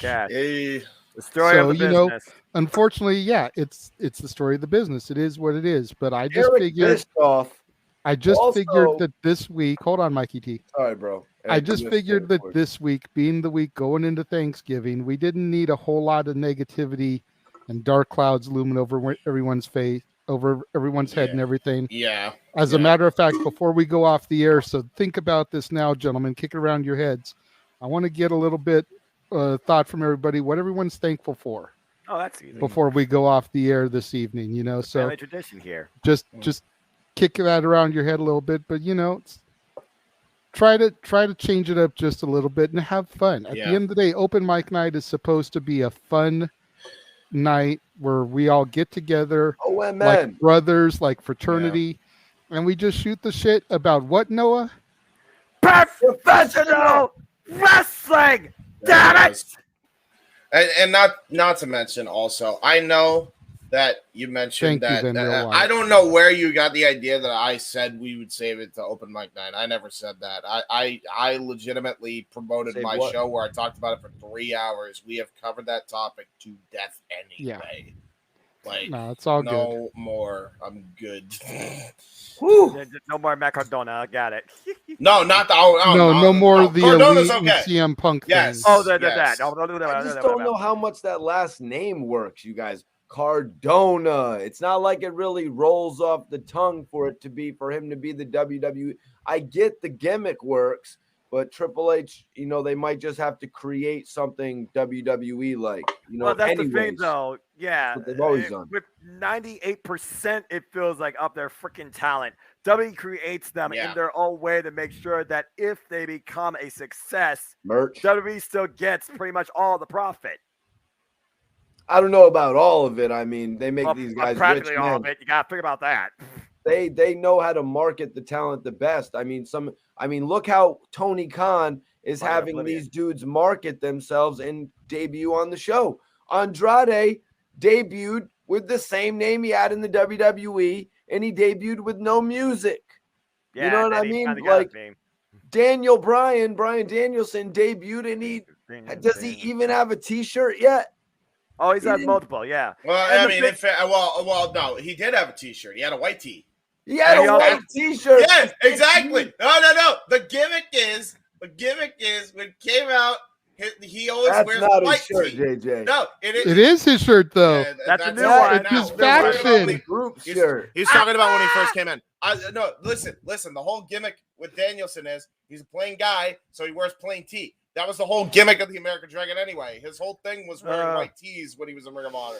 And they really sell but one that's at the American Dragon. Actually, yeah, they did sell plain white tees on Danielson's store on Shop AEW. I think for like some charity thing. All right, but I'm just being realistic about this, the way that they premiere and market their stars. That's why a lot of people back in the day said in WCW, they were like, go to WWF. Vince knows how to market guys. Vince knows how to make people a star. Look at what Kurt Hennig was in WCW, and look what he was in the WWF. Well, hold on. In the interest of fairness, AEW is his own standalone brand, and at least is trying to market them better. There was no effort put in by WCW because they didn't want to touch the Turner didn't want to touch WCW with a 9-foot pole. That's just what it was. Also, WWE will sell anything because they know that any age kids will literally buy anything. Again, during the pandemic, we had a shirt with a giant fan of the Performance Center on there. I'm sure that sold pretty well. Mm-hmm. WWE will market anything. There's marketing, and then there's just over marketing. Yeah, exactly. Here's a topic for everybody. You know, Hey, what's on your mind? Because I've really only got one left, and like I said, I'm trying to stall until Jeff can join us. So if you got something, throw it out there. I want to address what Emmanuel said too, JJ, in one of the comments. But James, what you got, bro? So, not that one. Becky. So, this is in relation to Full Gear. So we'll talk AEW. Okay, Who fine, do we have? the main event kind of ties into all companies, so it's a perfect segue. Go. Oh, for perfect. It. All right, great. So, who should be the person who wins the AEW Eliminator Tournament? Ricky Starks or Ethan Page? Because my money, Ricky Starks. It should be Ricky Starks, but they built the thing up with Ethan Page, right? So, but the way with everything they've done to Ricky Starks in the last 24 hours, he has to come out of it winning the tournament. He's the underdog right now. 2 weeks, is the bruised, beaten, battered underdog. Exactly. 2 weeks in a row, he got just murdered by the murder hawk Lance Archer. Then he finally got the match with him last night, defeated him. Went out there tonight, went to war with Brian Cage. Hell of a match. Defeated him. I still think that they should have had Ethan Page storm the ring right then and there and challenge him to the finals. I agree. As the first match for the actual Full Gear pay-per-view. I agree. Yeah. It's an opportunity. And then marketed it Starks could have won it, and he would have won 3 matches in under 24 hours. And everybody would have had to That is how take you notice of make that. a main event star. I agree. I will say, okay, so we believe then that Ricky should be the winner, regardless, even with the whole Ethan Page getting kicked in the balls thing at this point. Pretty much. Honestly, I understand the whole thing with Page. I'm surprised Bandito didn't win his match against Page, having just signed a multi-year deal. It's like they announced that he signs a multi-year deal, and then his first match after that, they job him out. He beat Roosh. I will say, but the match against Roosh is what got him his contract. No. So the first match after Jericho. the contract. Oh, the match against Jericho is what got them interested. Yes. Yeah. But then right after that, I believe we talked about it, or maybe not. But WWE got interested as well, so that's why he didn't sign for over a month. So they technically kept him off TV for a month. Then they brought him back for the Eliminator tournament. Right. Tony backed himself into a corner there because he had to give him a win over Roosh, and then he jobs him out to Ethan Page, and now it backfires on Tony again because it turns out he's turned MJF full-blown heel, and now he's going to have to let Ricky Starks beat. He's going to have to let Ricky Starks actually beat freaking Ethan Page, when in reality, the guy he just signed to another multi-million-dollar contract, he could have just put Bandito to face MJF. The reason why it shouldn't, there's no money in Bandito right now. And the reason I say that is this. What do you want to see out of MJF more? Ring or on promo? I know where the money is at. Ring. The man, because promo. right now, you guys, with MJF facing either Ethan Page or Ricky Starks, it's much like the Cold Day in Hell pay-per-view when The Undertaker defended the WWF Championship against a mid-card Stone Cold Steve Austin, or when Brock Lesnar defended the WWE Championship or F Championship against a mid-card John Cena.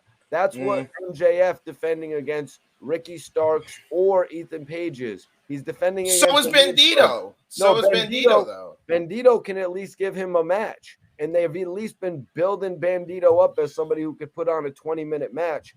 Ethan Page and Ricky Starks, I mean, here's the thing. Max we know he can do both. I mean, we know he can. The thing is, James, he can do both, but how much of it has been more promo versus ring? I mean, exactly. We talked about on commentary. He's had 2 matches since his return, and virtually a promo segment or some sort of character showcase every week. He wasn't involved in a match. Now that he's the champion, and you gotta build story to the ring. the promo always sells more than a random match on TV, number one. Number two, there's no better people, really, that you could have better in the finals than Ethan Page or Ricky Starks. And I say that Ricky Starks is the better candidate, but either one, there's history with Max. There's history with either one that you pick. And promo-wise, Ethan Page has it in spades, and so does Ricky. Match with Max. You guys mentioned that Bandito isn't the money right now, and while I kind of agree with you to an extent, I just feel like, why would you sign this guy to a multi-year deal and then job him out in his second match under contract? You know, I think Bandito versus Ricky Starks would have been a better match, personally. The different dynamic, agree. And then you still have Ricky Starks beat Bandito, because we know the money is Ricky Starks versus MJF. No doubt. And the whole thing about Rain versus Mike, you want the Mike right now because AEW is losing live attendance hand over fist. Tonight they did $1 million. That's great for them. But if you see some of the images from inside the arenas, they're doing bad when it comes to live TV. Mm-hmm. You need two guys that can get on the microphone, that can sell tickets. We know they can go. I'm almost willing to bet Winter is Coming isn't going to be the final confrontation between these two. No. You know, what's the first pay-per-view of 2023? Revolution? Correct. No, it's gonna. Well, here's the thing. I think this is gonna happen at Winter is Coming. Actually, I think they're gonna. But he's saying, well, yeah, they're gonna have a match at Winter is Coming, but there's not gonna be a clear decision, so they have a ladder match over at Revolution. That'd be an interesting take on the AEW World Championship. You know, either it's not going to have a decisive finish, or it's going to be shenanigans. Something, you know, Regal's involved now. So we're going to have that feud carry over until, when is it, February usually? So it's going to be almost 2 months. I mean, they could also go to a draw, JJ. They could also go to a draw. AEW is no stranger to doing that. I mean, and it also has left a lot of, okay, what does happen in round 2? They still haven't revisited Kenny Omega versus Bryan Danielson. And safety, I definitely agree. That likely will happen. But again, depends on the setup. And it first starts with respecting the AEW Women's Division and the AEW World Championship. Fuck interim. Jamie Hayter now is the fucking champion. I repeat. I called it. Jamie Hayter is now the fucking AEW Women's World Champion, and rightfully so, in what I argue to be was my match of the night in the fight of both those women's lives. How did Saraya do, guys? She won. That was tremendous, actually. How did the match flow? So the match flow as follows. Everybody was on pins and needles, so they sold us on, okay, Saraya, can you hold up? How far was Britt willing to go?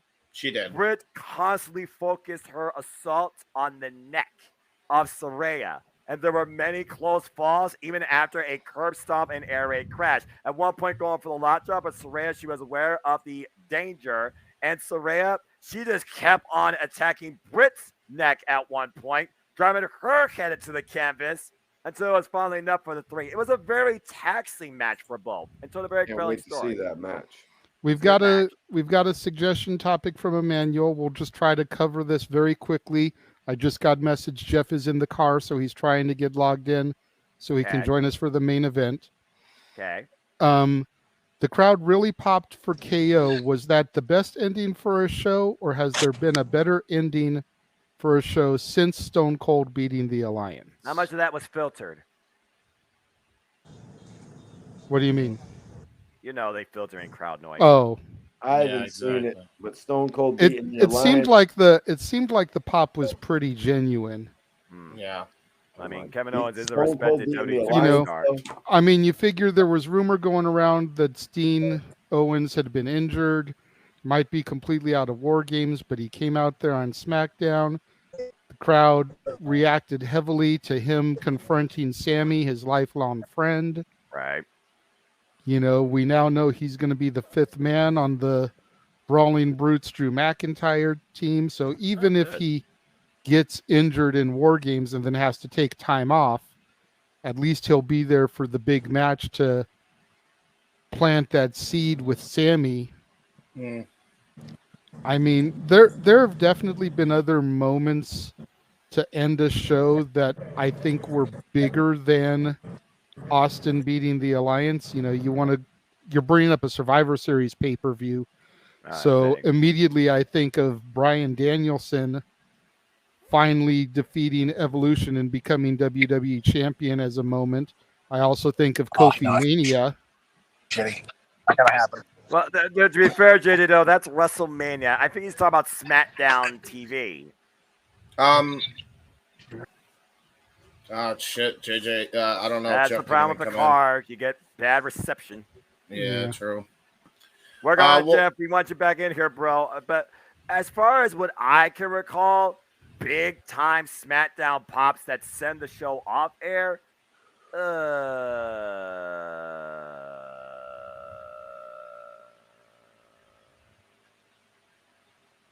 I got nothing. Yeah, right. No, that's great. I got nothing either on that off the top of the head. Yeah, but no, JJ topping it with some of the WrestleMania moments made sense. But yeah, no, there are bigger moments than but I think maybe he was talking Survivor Series specifically. To be honest, one of the last moments I liked was that Dolph Ziggler win at Survivor Series. They kind of botched I wanted to bring this up earlier. They kind of botched the Rock and Cena tag team match against The Miz. Oh, that one. And I'm not saying that I agree with Kevin Nash saying that it should have been Kevin Nash and Triple H versus The Rock and Cena. Come on, Kevin Nash. No. What kind of crap is that, man? He just wanted a payday, man. That's what that's about. Again, Kevin Nash literally led his own paybook at freaking WCW. God, you got to be kidding me. Did you see what happened in that sledgehammer ladder match? Of course I did. Unfortunately, I heard all about it. I'm like, what the hell is this nonsense? God, man.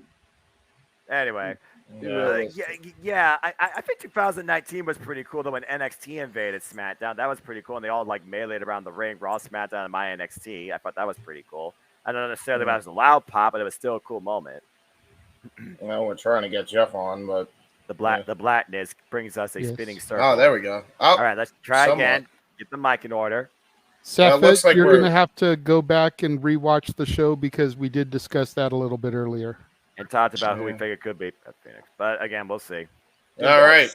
Did that snake bite Stone Cold on the did they do that angle on SmackDown one time when the snake or was it Triple H? In Triple H. It was Triple H, yeah, it was Triple H. And he fell into the Stone Cold's locker room and the snake supposedly bit him. The next week he saw that he got bit in the face and I'm over this shit. If Stone Cold wants the belt, he could have it. It was all we gotta go.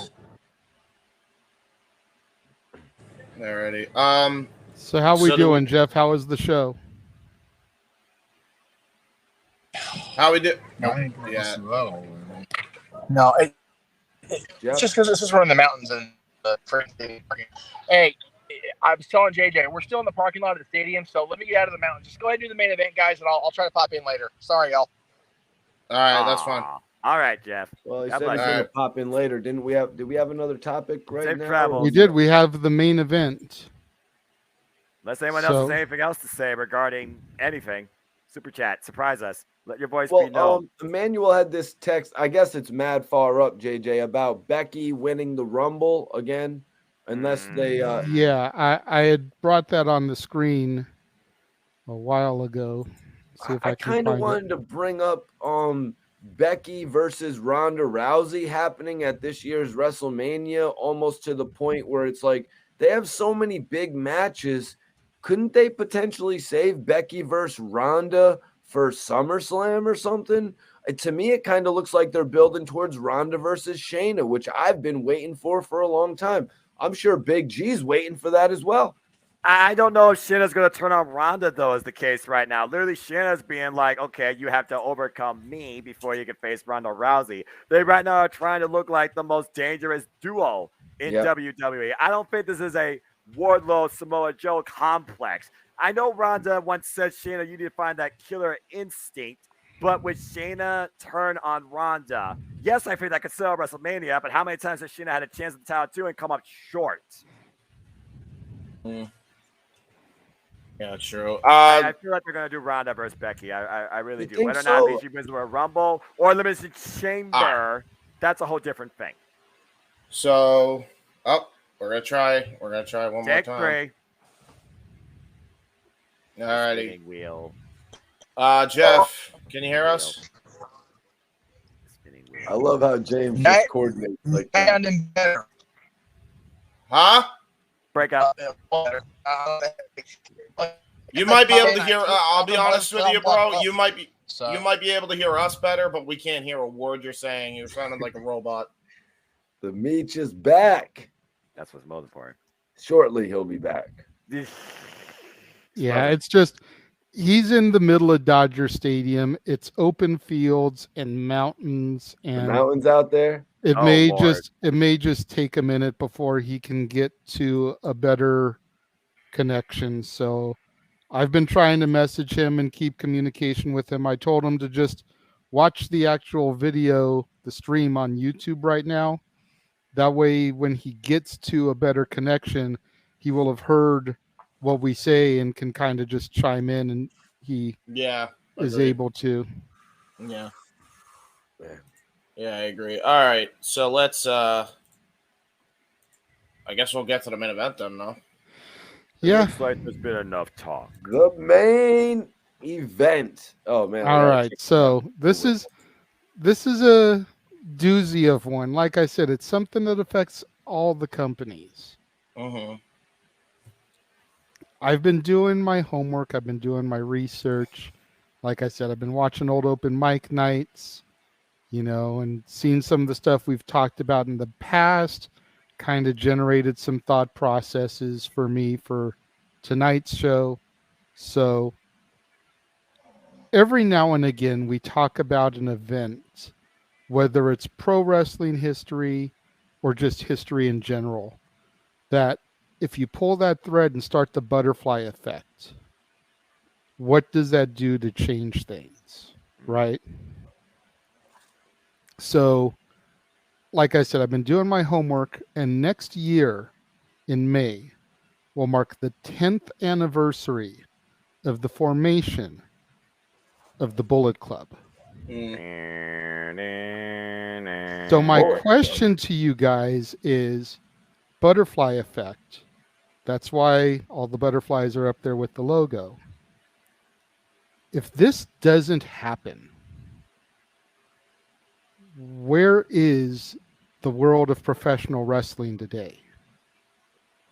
You think about this, would Finn Balor, would Devitt have gotten signed by the E? No. Without his time as leader of the Bullet Club? Would AJ Styles have ever made it to the E without him replacing Devitt as leader of the Bullet Club? You've got Ace Austin and Chris Bay in Impact. You've got, the OC in the WWE. You've got the Elite in AEW. You've got all this stuff going on, and the Bullet Club having a hand in every federation. You've still got Bullet Club going strong in New Japan. And Impact. I said Ace Bay and Chris. Oh yeah. Bay, or Ace Austin and Chris Bay. Mm-hmm. You've got their hands in every company. Very much. Would AEW even exist without the Bullet Club and the success of the Elite over there? No. Would Impact have crumbled and died after the Hogan Bischoff administration? No. There's so many pieces of this puzzle.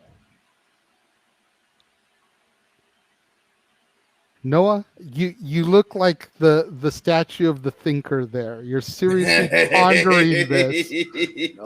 So I'm gonna throw it to you first, my man. Where is the world of professional wrestling without the formation of the Bullet Club?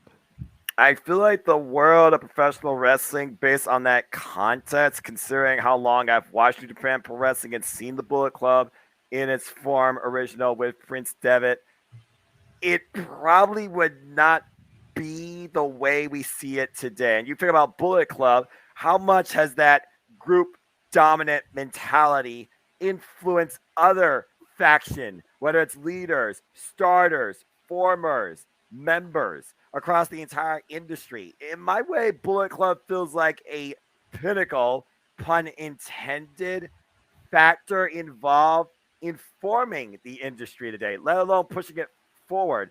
It became a marketable household name. You didn't have to understand wrestling to know that Bullet Club was a thing, because all you had to do was see people do this, and people would ask, what is this? You see people with the shirt of 1,000 different logos, they're like, what is this? And next thing you know, you learn who that connects with, and you learn what those people in Bullet Club are about. For the longest time, Bullet Club almost didn't feel like it was about wrestling. It was about brand superiority and identity. Prince Devitt, would he have ascended to prominence and face Kota Ibushi, for example, in like the main event, or Shinsuke Nakamura without Bullet Club?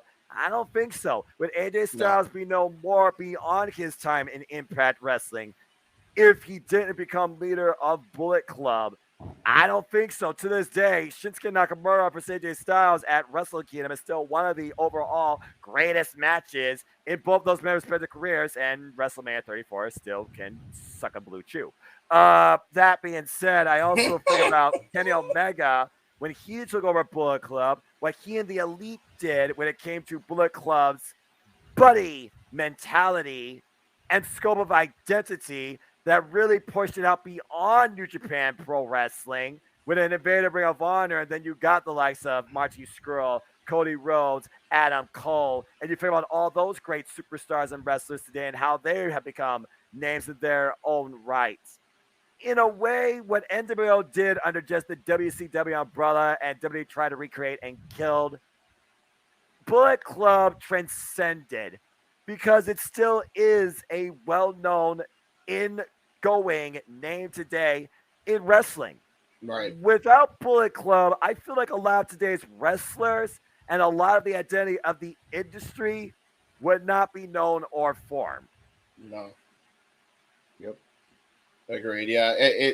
The Bullet Club, and NWO will always be iconic, but if you really think about it, it only spreads through 3 companies, right? And one was a fucking parody, so you can't even really count that in the BWO. So,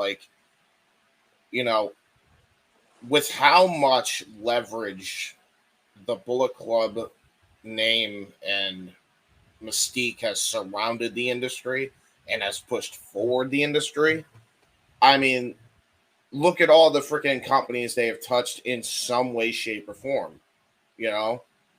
Freaking WWE, their developmental brand NXT, if you want to count that as a separate company. NWA, because of Cody, right? New Japan, obviously, which is their home base. Almost every company in Japan at this point now has some member of the Bullet Club in it going there. Kenta Pro Wrestling Noah. Yep, Kenta Pro Wrestling Noah. And then fucking AEW started because of All In, which was started by the Bullet Club. And just when you really look at every company that you could look for in, AEW, like the only wrestling company you could really say didn't have influence of the Bullet Club is probably Deadlock Pro Wrestling. That's probably it. And even then, it's like, it's only a matter of time before somebody there comes there. You know what I mean? So exactly. It's just it all comes down to, without the Bullet Club, I think the industry is a lot worse off than it is currently. Actually, To be honest, I without the Bullet Club, who knows where the industry is right now? I mean, the industry was already taking a bad turn with the Hogan Bischoff era in TNA, and WWE pretty much just ignoring its fan base for years. Even during the Daniel Bryan rise, they were trying to ignore us then. Reality so it's era. like, PG era. you know, could you have imagined if, you know, Bullet Club wasn't formed in 2014? Keep in mind too, fucking Team 3D's last match in TNA was actually supposed to be at Bound for Glory that in Japan, which has a whole martyred fucking controversy behind it. They showed Bullet Club shirts and they never aired the footage. There was fan cam footage showing the first Bullet Club shirt in U.S. soil was by the Dudley Boys. So they knew what was up, you know? Like, they knew. Like, the Bullet Club was already taking off then. And now here we are today, and they're still an industry standard right now. Honestly. Right. Probably the strongest they've been in the longest time when you think about their reach. Yep. Really. Mikey? Well, I gotta say. So the Bullet Club. You know, the Bullet Club is kind of like they're like a version of the NWO that can actually wrestle, I guess. Yep. That's a polite way of putting it, but you're not wrong. I mean, they didn't have Virgil. That's for damn sure. Yeah, that's Accurate. right. It had to be like somebody like Cody Rhodes leaving the WWE for them to add. It had to be somebody like that to add. AJ Styles. Did he go to New Japan Pro Wrestling? He took over. Yeah, he won the world title. He won the world title and literally took it over. Yep. Oh, okay. I was just saying that match with Nakamura, that happened after he left TNA, or yes, after. Yeah. Okay, after. So yeah, he went there and established himself because, to be honest with you, AJ Styles diminished himself quite a bit in TNA. You know what I mean? Not taking anything away from Air Paris, but I'm just saying. Yeah, that's a throwback. You know, going to TNA and, you know, like being a good wrestler is one thing, but then when you're mimicking Ric Flair and creating a faction called Fortune, you know what I mean? You're wearing a robe. You're wearing a robe down to the ring. You're kind of diminishing your career a little bit. So him going to New Japan Pro Wrestling, apparently getting involved with the Bullet Club, just for time referencing, James, I think you said he took over for Prince Devitt. Devitt once he went to He was WWE, in the second inauguration of Bullet Club. So did Finn Balor get signed? Oh, yeah, Finn Balor did get signed to the WWE with NXT before AJ Styles. AJ Styles actually came in and skipped that program. Yes. More than likely due to his age. I mean, it would have been nice to see him there. It was also probably his level of experience and name value because, of course, he was also shortly after Shinsuke Nakamura, who was never in Bullet Club, but he still fought with AJ Styles, who was in Bullet Club. Next thing you know, both those men eventually go to WWE. Yeah, I think it's also fair to mention as well that every member of Bullet Club, and that includes the managers as well, so keep that in mind. Every world championship Bullet Club's had in some facet, whether they had it before Bullet Club or after. Yep. And that's if you really break that down, that's crazy.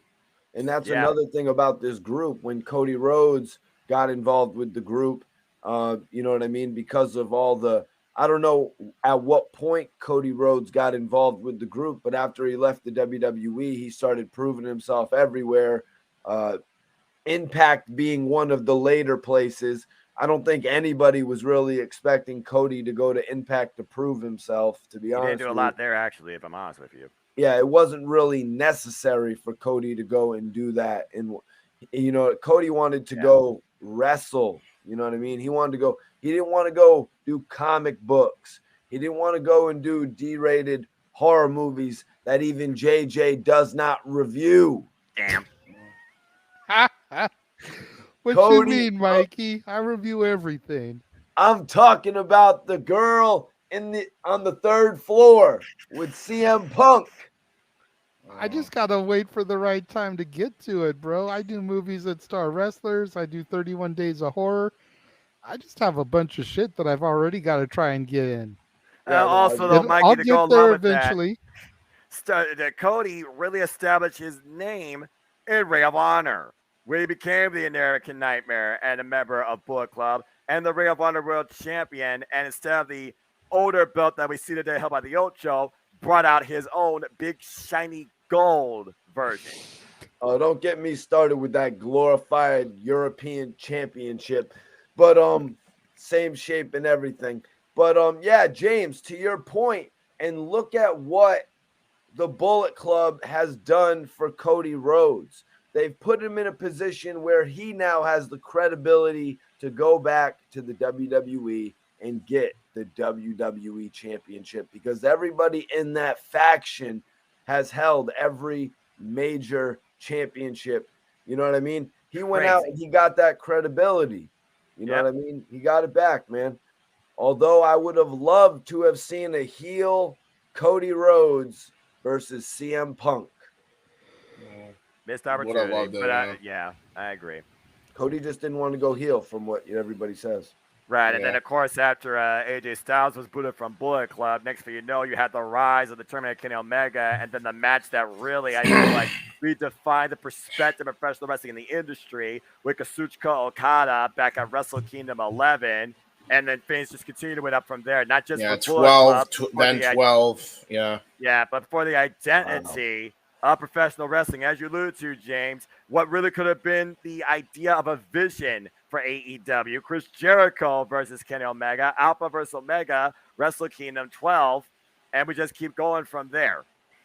Wow. Yeah, which, by the way, if you have never seen that event, Mikey T, I recommend watching Wrestle that Kingdom match 12 from top to bottom. Introduced people to New Japan Pro Wrestling. AJ, I don't believe has faced Kenny at any point, no. No, really? I would like to see that match right there. Yeah, but AJ Styles is actually the guy that influenced Kenny Omega to keep going. If it wasn't for AJ Styles, you would not have Kenny Omega today. There you go. I mean, you figure AJ Styles is phenomenal, and Kenny is Kenny by God Omega. Damn it. Yeah, I think hot take. I think Kenny Omega right now would beat AJ Styles.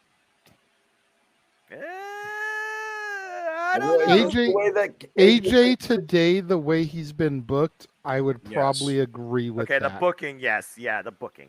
If we're talking like AJ style matches, AJ when he won the IWGP Championship, or even Different AJ story. or 0405 when he was the king of TNA,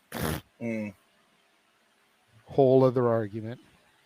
No was this argument there. before or after he was acting like Ric Flair? Before, right? Way before, yeah. Yeah, before AJ Yeah, Styles 0405, Ric Flair. Flair was still in Evolution. I'd actually say that even then, I think Omega would beat him just because of the recognition he got with the belt. Yeah, I don't know. You gotta remember, AJ Styles was damn near unstoppable during those times. Yeah. Aside from the fact that Jeff Jarrett was the undisputed NWA champion on his own reign of terror, AJ Styles was number 2. AJ had a good WWE run though, too. And arguably was a better wrestler than Jarrett at the time.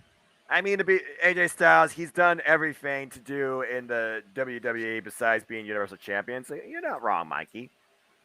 I figure at this point now he's just taking it easy. Yeah, I hope he gets back up there.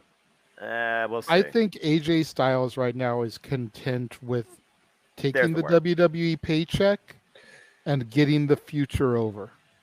Yep. Because it's not like it was in TNA when he was the future and he was being held down. By the way, we haven't even mentioned this. Every freaking leader of the Bullet Club is leading some version of their own faction. Yeah, I haven't even that's touched true. that. You've got Devin in charge of the Judgment Day. You've got AJ in charge of the OC. You've got Omega in charge of the Elite. Jay White running the club in New Japan still. Yep. So I mean, And Jay White right now, WWE guys, is Jay White really going to be coming to the WWE after all that work he was doing in AEW? I mean, at one point it was teased, but again, it's one of those things where I say never. I think for me, it comes down to what happens at Wrestle Kingdom. And with the fact this Wrestle Kingdom is being built as the Antonio Inoki Memorial, it screams that it's going to be given to Kazuchika Okada. Again. I love Okada, man, but like they need to do something else. They need to do something else. Did they take that title off Carl Anderson? No, because he's still planning to defend it at Wrestle Kingdom. Against Hikuleo. Hikuleo personally said, do not take the belt off him. I will take it off myself. You think about what happened at Wrestle Kingdom 13. It was the going away party, even though it was a different regime of leadership, of course, different wrestling. It was the going away party for the elite. They all lost their championships that night, and they all went to AEW, which literally was formed that year. Honestly, next year, it might be Jay White's swan song, and we might see a new reign of leadership for Bullet Club. No idea who, but Jay White might literally be going to WWE. It's the last stop if you want that paycheck, like I said. Wow. I'm shocked. I thought he would go to AEW. I'm shocked. Why do you think he's not going to AEW, JJ? I mean, Adam Cole first called Jay White, but with Adam Cole up in the air right now due to concussion, I don't know. And you got to think about how fitting in the ecosystem. It's one of those things where I'm like, okay, Jay White goes to AEW. What the hell would he do? Would they have for him before? Yeah. They probably put Jay White against Seth friggin' Rollins if we put him in WWE. At least that would be something. Right. There you go. Yeah. I don't know much about Jay White. I've only seen a little bit of him, so I don't know why he would or wouldn't go to WWE, Mikey, to your question. But, I mean, could have Jay White and AJ Styles and Finn Balor, and they could all just form a unit if the OC is still going. You've got Gallows and Anderson there. Well, I mean, aren't they doing That'd Finn Balor versus AJ Styles at Survivor Series next weekend? They are, but, by the time Jay White gets over there, they could all be back together again. You know how WWE storytelling is. Why are they blowing it off like this, you guys? Why are they doing Because honestly, this AJ Styles Judgment Day thing has gone on for way too long. And he's not going to join the group. I know, but why not do the multi-man match? It's Survivor Series. Why are they doing the one-on-one? I do agree they should do at least 3-on-3 or make it 4-on-4 Survivor Series and have Rhea and the Judgment Day versus the OC and Liv or Beth or whoever. Liv doesn't know where she is right now. She's just having a good time. They're obviously saving it, I guess, JJ. I mean, they've brought Mia Yim in, and they've built this up as a 4-on-4 thing, and they're not pulling the trigger at Survivor Series. It started Wyatt. Yeah, I feel like WWE doesn't have long-term direction for this OC and Judgment Day rivalry. They want to try and sell it at War Games and with the leaders. That's just my take, because again, let's figure about this, JJ and Mikey. There is no WWE mainstream pay-per-view till the Royal Rumble after Survivor Series. That's crazy. Touch that. And it's good. That gives a couple of months to build suspense. Yeah. I honestly think build something. I honestly feel that with as many talents as WWE has right now, they should do matches to qualify for the Rumble. I hope they do that. I really hope they do that personally. They need to bring that back. You need to make the Royal Rumble actually matter with just more than one part-time name that everybody knows, like, oh, he's going to win. He's going to be in the main event. How about all those side promos from everybody saying, I'm going to win the Rumble. I'm going to make my way in the Rumble. And they all have their own reasons, their motivations. What happened to that? I say do it like this. You can have 20 matches. That's 40 people to qualify for the Rumble, men's and women's, across Raw and SmackDown. Yeah, exactly. Okay, so now you've got 20 people that have qualified for the Rumble. 5 people can come from NXT, and then 5 surprises. It would surprise me if Mandy Rose. I'll be honest. It would surprise me if Mandy Rose is not in the Royal Rumble next year. So, speaking of that, do we want to go on to the star comment from Wyatt? Yeah. I just wanted to try to get the conversation at hand done. I didn't want to try and, jump into something else while we were in the middle of a great conversation, and I knew this would be a good conversation piece. That's why I was trying to stall for Jeff, because I know he really wanted to chime in on this. Yeah. Well, we'll have him chime in next week. Yeah, he could open up. He could open up with his own LA night. Let me talk to you stance on this, because I'm sure, being a diehard fan of the NWO, he definitely could add a lot of context to this. And yes, I know they did this too. And before Bullet Club was a thing, NWO did it first. I know. So the real Wyatt asked to Noah, under Triple H, should WWE do Nakamura versus Styles one more time to try and have that final all-time match like at Wrestle Kingdom and like they should have done at WrestleMania 34? And go. It depends on the context of the storyline, because right now Shinsuke Nakamura, he's already got an all-time dream match against the Great Muta at the beginning of next year in 2023, and currently Shinsuke Nakamura isn't doing absolutely anything right now after losing to the Intercontinental Championship against the lean General Walter. Now, if they were to do some sort of Raw versus SmackDown type, maybe Royal Rumble qualifier, considering the Royal Rumble is not all Raw or SmackDown based, that's a potential opportunity to literally make a TV match as worthy as Shawn Michaels versus The Undertaker back at Raw when they're in the UK. So, maybe, but it depends on the circumstance and storytelling. Never say never. Jeff able to get a comment through. He says, hopefully this goes through. My sincere apologies for not being able to appear. You can thank the builders of the grounds of Dodger Stadium for a shitty exit strategy and fucking asshole LA drivers. Yeah. So Jeff, you'll open it up with your thoughts next week. Yeah, I want to get this man's take for sure, because again, you all know where we now stand. The bottom line is this.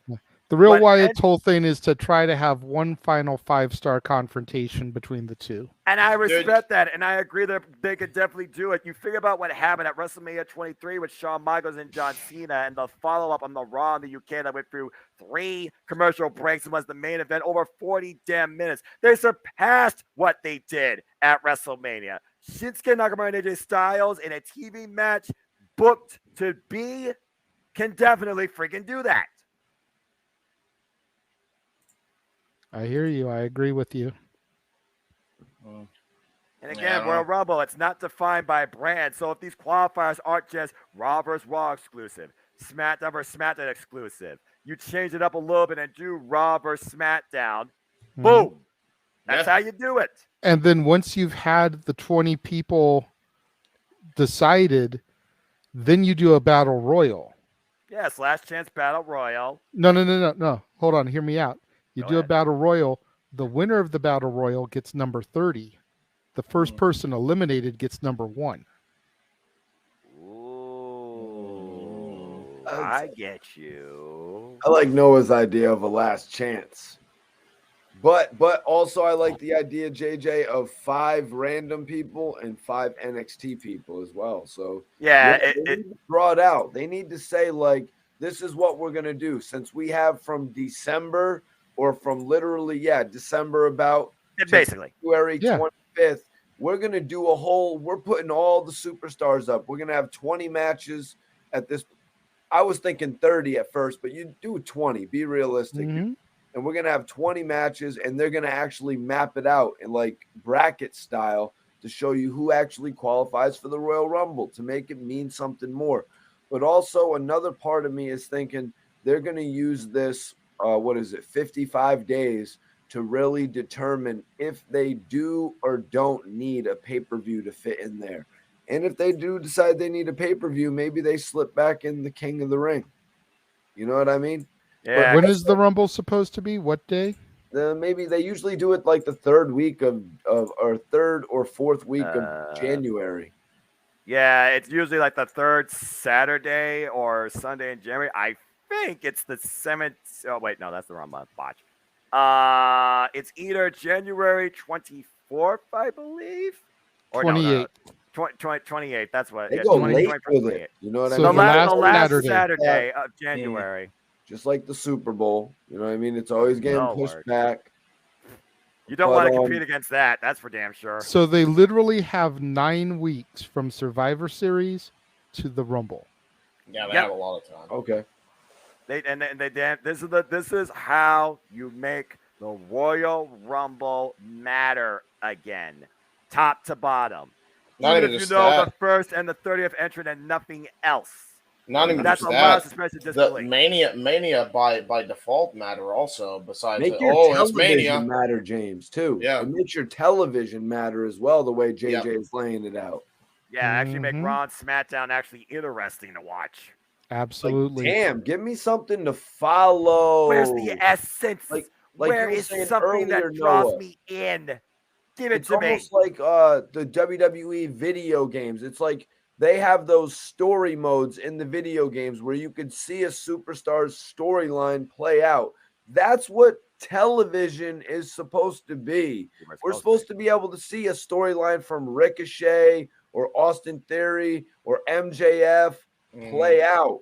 You know what I mean? But it just seems like we're not really getting that in the WWE. Again, You know like what I mean? said, they are so damn content in their money ways that the creative has gotten stale or slowed down completely.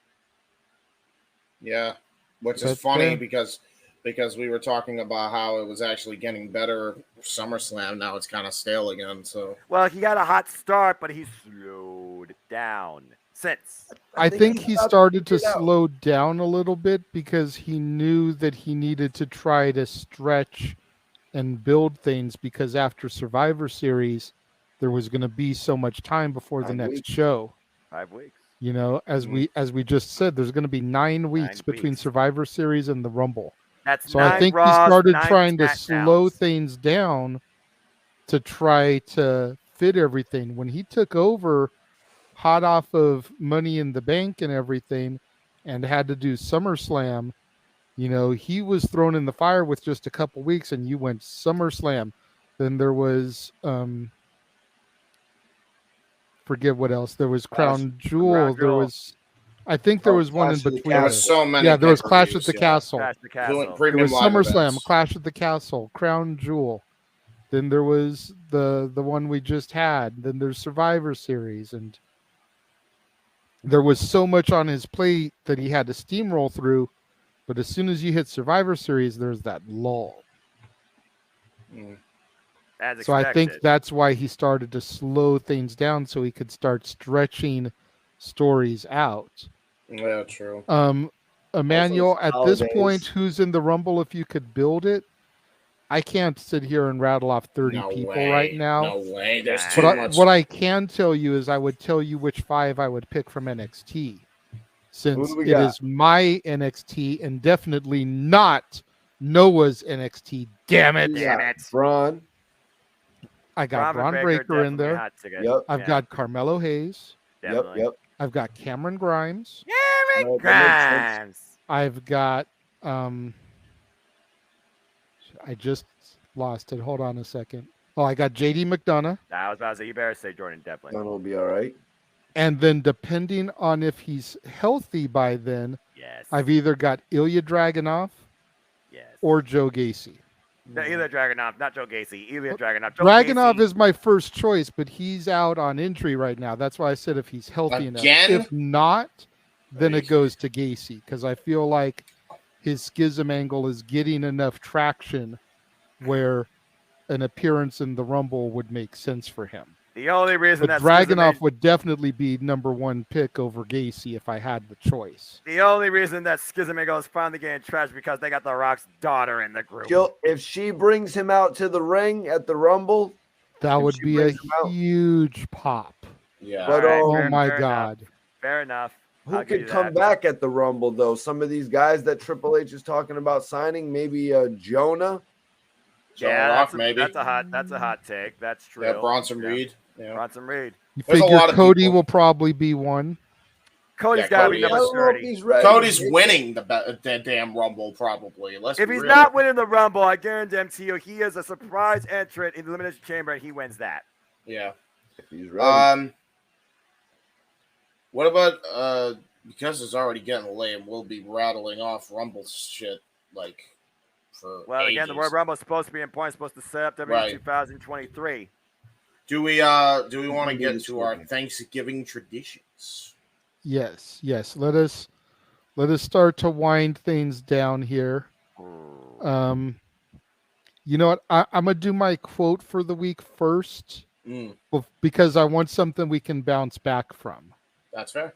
My quote for the week it's not negative per se, but it's definitely not as uplifting and positive as some of my more recent ones.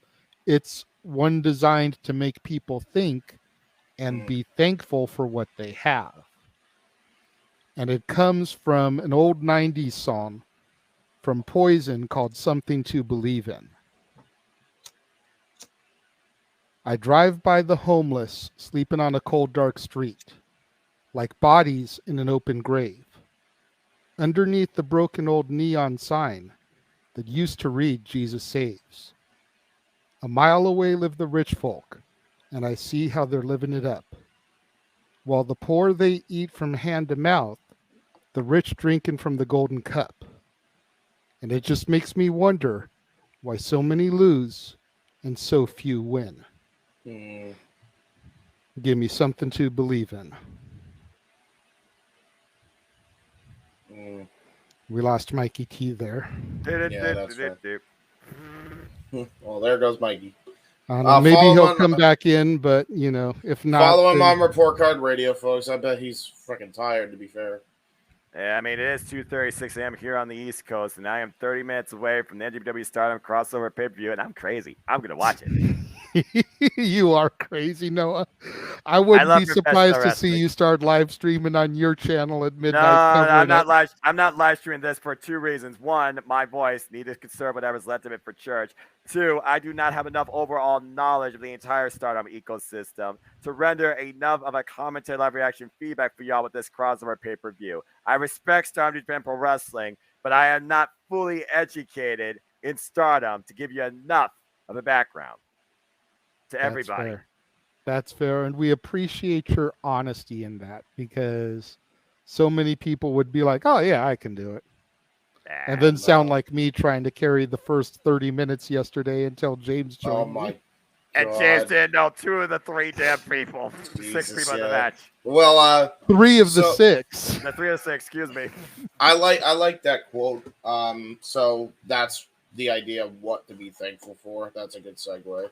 Yeah, exactly. I mean, like I said, that song can be kind of depressing. It's actually one that reduces me to tears every time I hear it. But I just felt it was a perfect quote because, like you said, it reminds you what to be grateful for. Like, you are not one of those bodies on the streets. Yeah. You have a home, a roof, heat, family, food in your house, etc. Well, I'm thankful for my dad, man.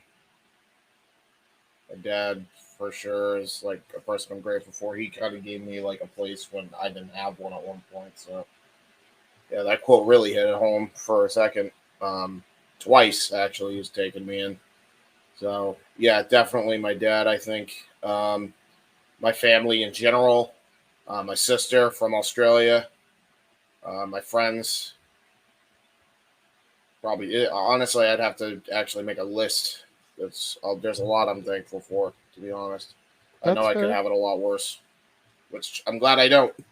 Yeah, absolutely. Noah? Noah. I mean, it's a fan tradition here that we always talk about 10 things we're grateful for, but I'll rattle off a few things. Above all else, I'm thankful for my Holy Savior up above for allowing me to still be where I am today and who I am. I'm thankful for my family. I'm thankful for all of you because I get by with a little help with my friends. Of course, I'm thankful for health, food, overall, just where I stand in life, able to see the day, walk on my own 2 feet. And of course, I'm absolutely grateful for professional wrestling. Damn it! Because it truly completes me, and honestly, without it, I'm not sure I would be fulfilled or actually be balanced in life. There you go. Wow. Well, I am grateful for my daughter, my family, my girlfriend and her family. I'm grateful for the fact that even though the economy is still struggling, even though employers are still trying to find employees and people are still trying to find work coming out of this pandemic we were in, that I have a job.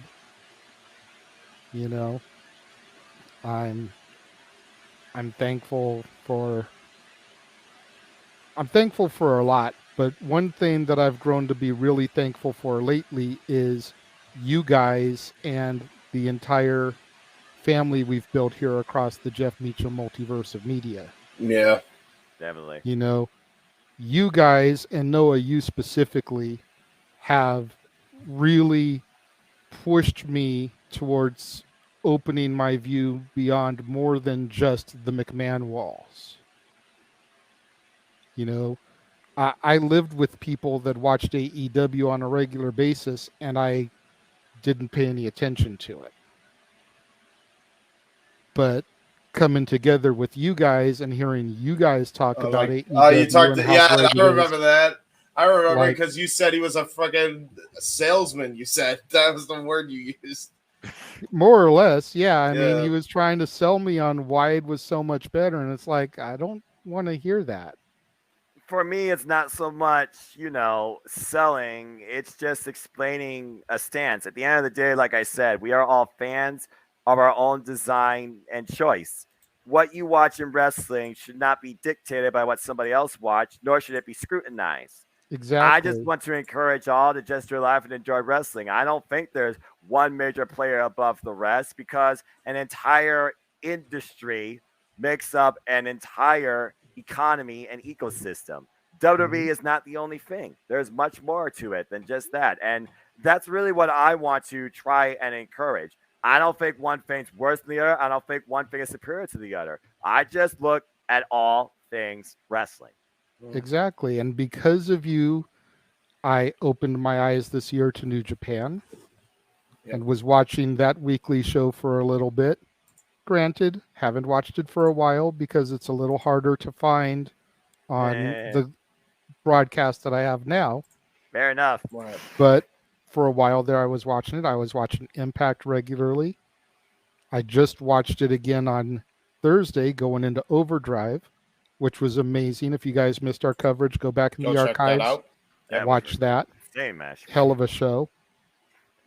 But I've started seeing NWA product again, which I hadn't really seen since it was Championship Wrestling from Hollywood out here, and I was able to go and see it under Dave Marquez. So I've been kind of reintroduced to some wrestling that I used to watch and introduced to stuff that was never really on my radar.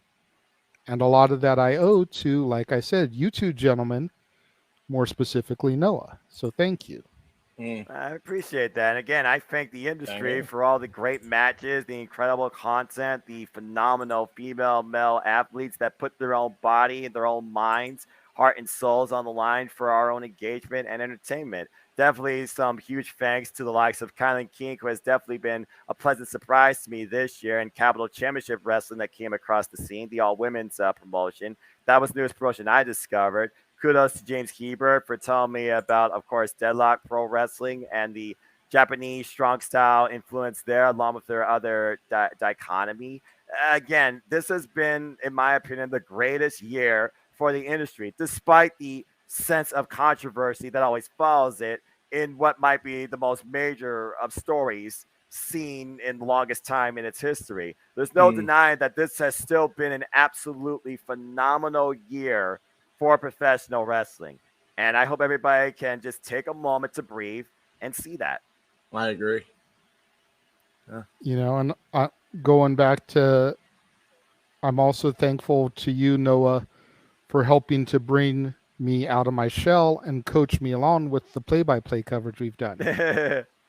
You have no idea how encouraging your words that first night was. Going into that In Your House NXT where I was nervous as shit. And I've been able to grow and get better and better with each show that we've done together. I owe a lot of that to you too. Thank you. Thanks. I mean, again, I have zero sports broadcasting experience. I'm just going based on pure heart and passion and based on what I've seen on television. And like I've told you over and over, man, you go and you listen to yourself back, you would have no idea that you've got no experience with that because you sound like a fucking pro.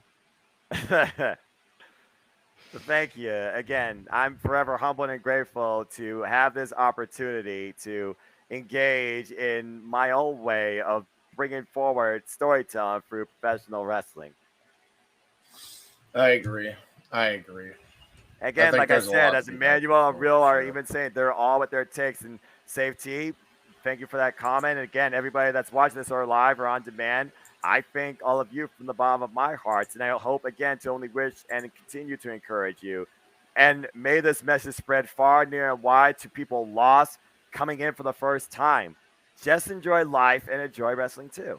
It's as simple as that. It truly is. I don't market myself. I simply just speak what I believe is the best way to look at the industry. Yeah. There you go.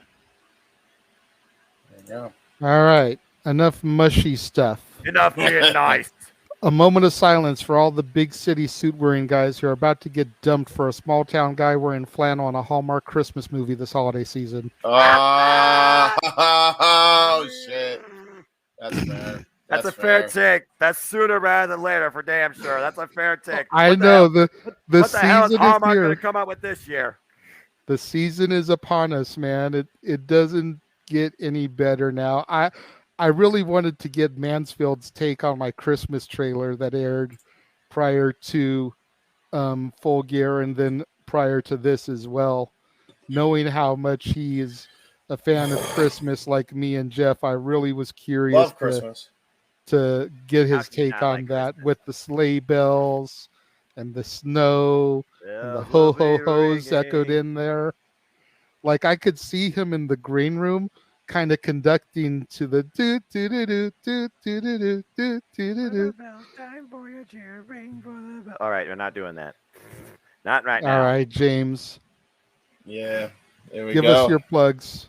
All right, so you can check me out on youtube.com/JHebertside95. That's JHEBERTSIDE95. What you will see here on this YouTube channel is your main hub for the Win Productions. It's funny because right now I noticed that after MJF's title win, my MJF New Champ Custom Titantron, these Wolves featuring AEW with Better Than You. It's there. It's there. 100,000 views and counting now. So thank you very much for that. While you're there, you can also check out everything else. Right now, Open Mic Night is being streamed currently. So go check that out if you haven't already on FTW main shows. All of your needs are there to know what we're all about, including the debut of Simply Predicting, which was on Noah's channel. Go check that out. Thank you.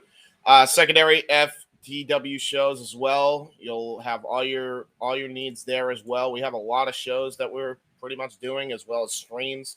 So go check that out if you haven't already.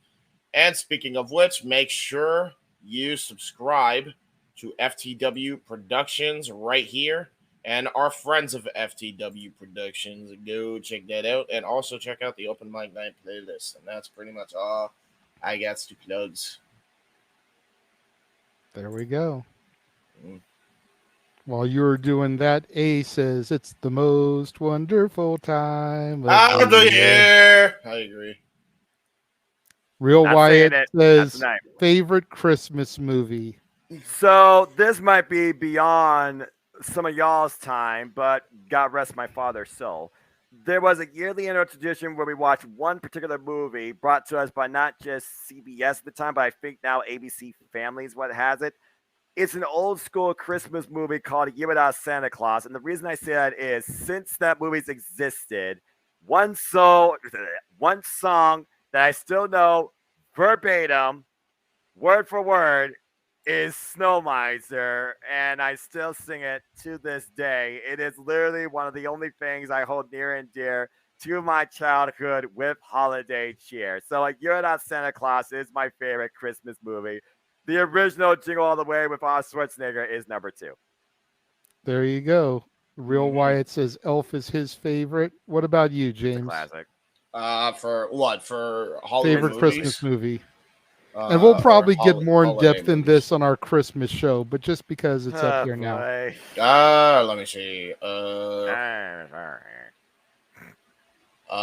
Frosty the Snowman has always been a classic of mine for me. Okay. But Polar, you know what? But as far as like a movie I enjoy from top to bottom, as far as like a really good movie that got you into Christmas spirit, Polar Express. Okay. Really? Polar Express? Really like Polar Express, yeah. That's an Polar one. Express took a couple viewings for me to like really sink my teeth into it and enjoy it. First time I watched it, I was like, it's cute, but I'm kind of bored. Second time I watched it, I was like, this is better than I remember. By the third time, I'm like, okay, this is a good movie. And a lot of it has to do with Josh Groban's "Believe" too. That song, even before I saw the movie, just freaking ripped my soul out. Fair enough. For me, it's gotta be "It's a Wonderful Life." It doesn't get more Christmas than that. Next to the original, freaking, the Christmas Carol. I mean, damn! Every time a bell rings and Ariel gets its wings, black and white. Timeless classic. That's as timeless as The Wizard of Oz, if not more, considering it's literally connected to the holiday. Pretty much. I mean, I've actually found some theaters in my life that show classic movies from time to time, so I've been able to experience that one on the big screen. It's a trip. Fair enough. It's a trip. Emmanuel says, end the debate. Is Die Hard a Christmas movie? What? There's a lot of people that say Die Hard is a Christmas movie. There's a lot of people that say it's not. I mean, at the end of the day, it does take place on Christmas Eve at an office Christmas party with Christmas music as the soundtrack. So there's a lot of points for it to be made for it being a Christmas movie. What makes a Christmas movie is, I believe, the moral of the movie. If Die Hard is not about, at the end of it, getting together with your family for the holidays in selfless kindness versus selfish gain, then I would say no. Then the debate settled. Die Hard's a Christmas movie because that's what happens at the end. There you go. Spoilers. I rest my case, Your Honor. It's a Christmas movie. Yep. Sorry, people. All right. There we go. So James got his plugs out of the way. I'm going to go ahead and I'm going to try to rush through mine. But considering I have to plug for me and Jeff and even NoDQ by proxy, it's going to take me a minute. So bear with me. Take your time, man. You're fine. If you missed my review today that went up prior to us going on the air, go back, check my new release Saturday review today. It was not till like it was supposed to be. That movie's been removed from theaters in my area. I did cover, though, the greatest team-up film since Spider-Man No Way Home, Blue's Big City Adventure. Don't laugh. If you grew up with Blue's Clues, go watch this movie on Paramount Plus. It is free. It'll take you back to your childhood. And if you don't come out of it smiling, you have no soul. No. Oh. Tomorrow, join me for another edition of The War Zone, the weekly acquisition report, where I show you the latest additions to my ever-growing movie library. Tomorrow, I'll be showing some DVDs that I recently picked up from Goodwill. Over the course of the week, it is still the Sandra Bullock Showcase on Renegades Reviews. And next week, we have Murder by Numbers, 2 Weeks Notice, and The Lake House in store for you, as well as the first of 6 episodes of The Santa Clauses that I'll be reviewing, and that'll start on Thanksgiving Thursday and run for each Thursday after that. On Monday, Jeff and I will be discussing the top 10 charity singles on the Dads, Not Always on Wrestling. As we mentioned a couple times, with it being Thanksgiving week, we wanted to have something that kind of gave back. Charity singles are done to raise money and awareness for worthy causes. So we're going to be talking about things like What's Going On, which was done to raise money for AIDS relief, and then the 9/11 fund once that happened. USA for Africa, We Are the World. Elton John, The Candle in the Wind, that went to the Princess Diana Memorial Fund. Band-Aids, Do They Know It's Christmas? And so much more. Stat Boy Sports Bar is actually going to be at 12 o'clock Pacific, 3 o'clock Eastern this week, because Stat Boy has a poker game he has to go to at 3 o'clock his time. So he wants to make sure that he gets that done and he's able to go to his tournament on time. And then we've got Jeff taking over Renegades Reviews. It has already been filmed, edited, uploaded, ready to premiere. 3 o'clock Disneyland time. That would be 6 o'clock Disney World time. His review of Mickey, The Story of a Mouse. Make sure you guys tune in to NoDQ.com and check the boss man, Aaron Rift's recaps of Raw, Dynamite, and SmackDown, as well as the NoDQ review on Thursdays. You never know who's going to turn up on the panel. Hosted by Virtue with Aaron Rift. Usually you got people like Walter Cruz, Big Baller G, the Cleaver Colin Andrew. Noah shows up sometimes, myself, Jeff Meacham. Like I said, you just never know who's going to turn up on the panel. And then, of course, next Saturday, we will be with you once again for commentary, live reactions, predictions for Survivor Series, War Games. War Games! 4 o'clock Pacific, 7 o'clock Eastern Time, followed by Open Mic Night, of course, immediately after. Thank you once again to the Cleveland combatant, Josh Mansfield, for tuning in and joining us for a little bit today. You can check him out on Twitter at CatholicJosh122 or on Instagram at MallowMangram. Make sure you contact Santa Meach, the sooner the better, to book him for Christmas appearances.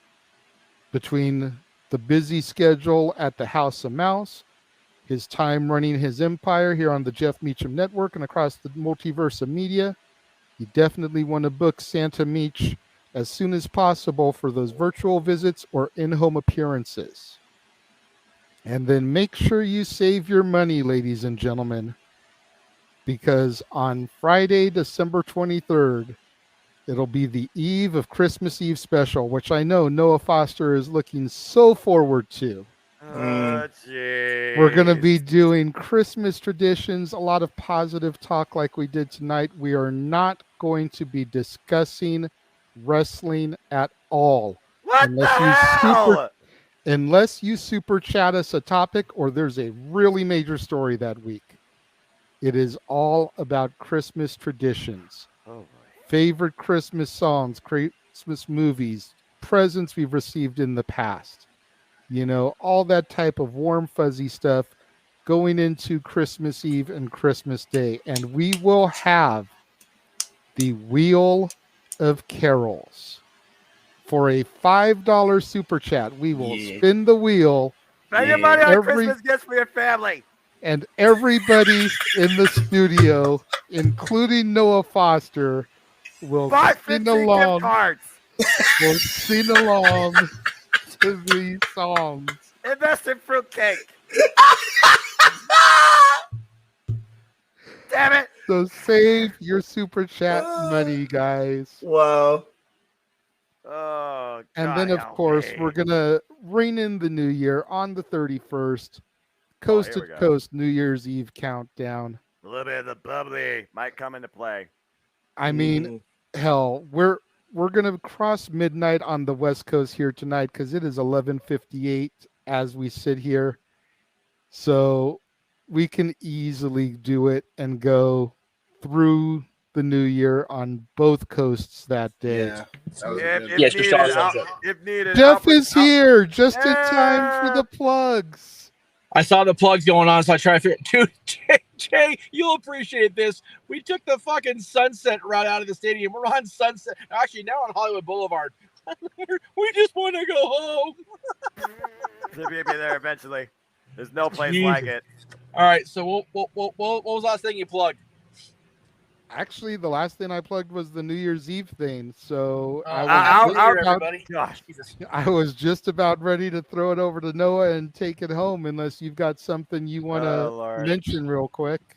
I just wanted to say thank you to everybody who stuck with us for Jesus Christ over 8 hours. God bless you, wonderful people at home. Here, let's do this.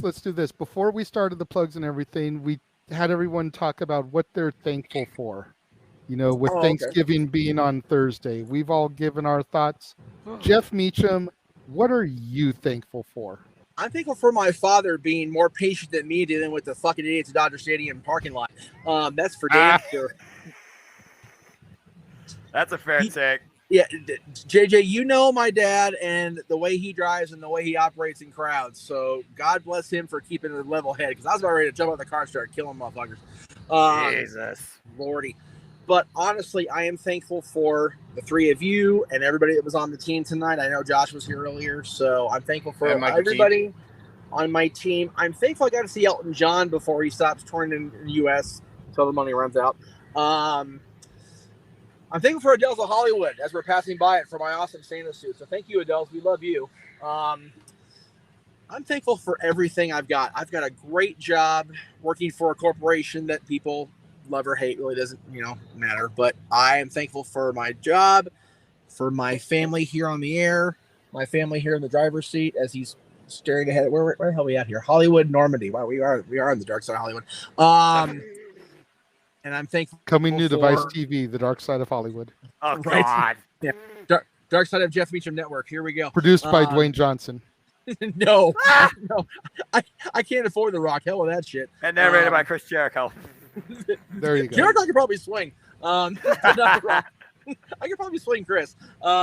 Just have Jenna contact him. That's right. Paradise Kitty, you're on the call. Anyway, I'm thankful for all of you guys watching at home and my team here. Thank you guys so much. Thank you for letting me be on the marquee tonight, even though I didn't do a goddamn thing, except be frustrated with technology. But I am very thankful that we have a show coming up next Saturday where I get to be a part of it. I'm so happy about that. Yes. We'll go ahead and throw that graphic up one more time, even though we already ran through it.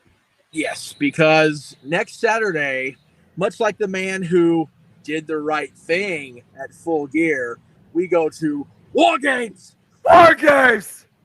Yes. And yes, I haven't watched the match, obviously, because I've been stuck in LA traffic, but God bless Mr. Regal. Yes. I am thankful for William Regal tonight. Yes. Damn right. Everybody is thankful for William Regal tonight. And you know what, though? Much love to Mox.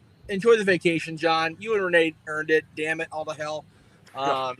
So real quick, also, Jeff, and I mentioned this on the air, I think since you weren't really able to, and plus we've already ran long enough as it is, you will give your thoughts on the Shield like right at the start of open mic night, or even before if we can swing it before the actual pay-per-view starts. Because I figured it'd be easier, I'm sorry, Bullet Club, idiot. That's a Bullet Club. It's one of those, I work the next 4, and then I'm off Thanksgiving, Friday, Saturday, Sunday, and Monday. Hey. So, anyway, I'm gonna wrap this up. I've been asked to wrap it up, so I'm going to. But thank you guys again. And JJ, in your own words, Noah, everybody good night. Noah, take us home, brother. Fair enough. I'll certainly do that. Again, thank you everybody that's been here for the entire ride. It has been a fucking phenomenal night. What a pay-per-view. Thank you, AEW. Full Gear, once again, my pay-per-view of the year. But people, you want to know more about me, know this. I am just a simple man and a lifelong fan of, and somehow I still have a voice to say it, professional wrestling! Damn it! But I digress. Find me on Instagram, Twitter, and YouTube, as long as Twitter is alive. And then Foster in 1916 for all things wrestling. Shout out, of course, to our entire ATW family on the Twitter games, but also our Discord, our Facebook. We're all over the place. ATW for life. Stay tuned again. We will be back here next weekend after we feast and sleep to bring you coverage, of course, of Survivor Series War Games. And yes, next week, Friday night, there will be, well, maybe Friday evening, there will be another Simply Predicting panel with me and the Horseman and NoDQ Galaxy for Survivor Series War Games. And there's still more content to come on my Simple YouTube channel, including a triple feature Simple Take on all 3 pay-per-view specials this weekend that we have too, as the Stardom NGW show is going on right now live too. But as always, I'd like to conclude, there are no winners, there are no losers, there are no betters. There are just fans with opinions, but there's passion we all share. At the end of the day, folks, support one another and respect each other and protect your mentality too. And definitely, within the next few days, really, really, really treasure your families. And just enjoy life and enjoy professional wrestling. It's as simple as that. Thank you, Noah, for taking us out as you always do.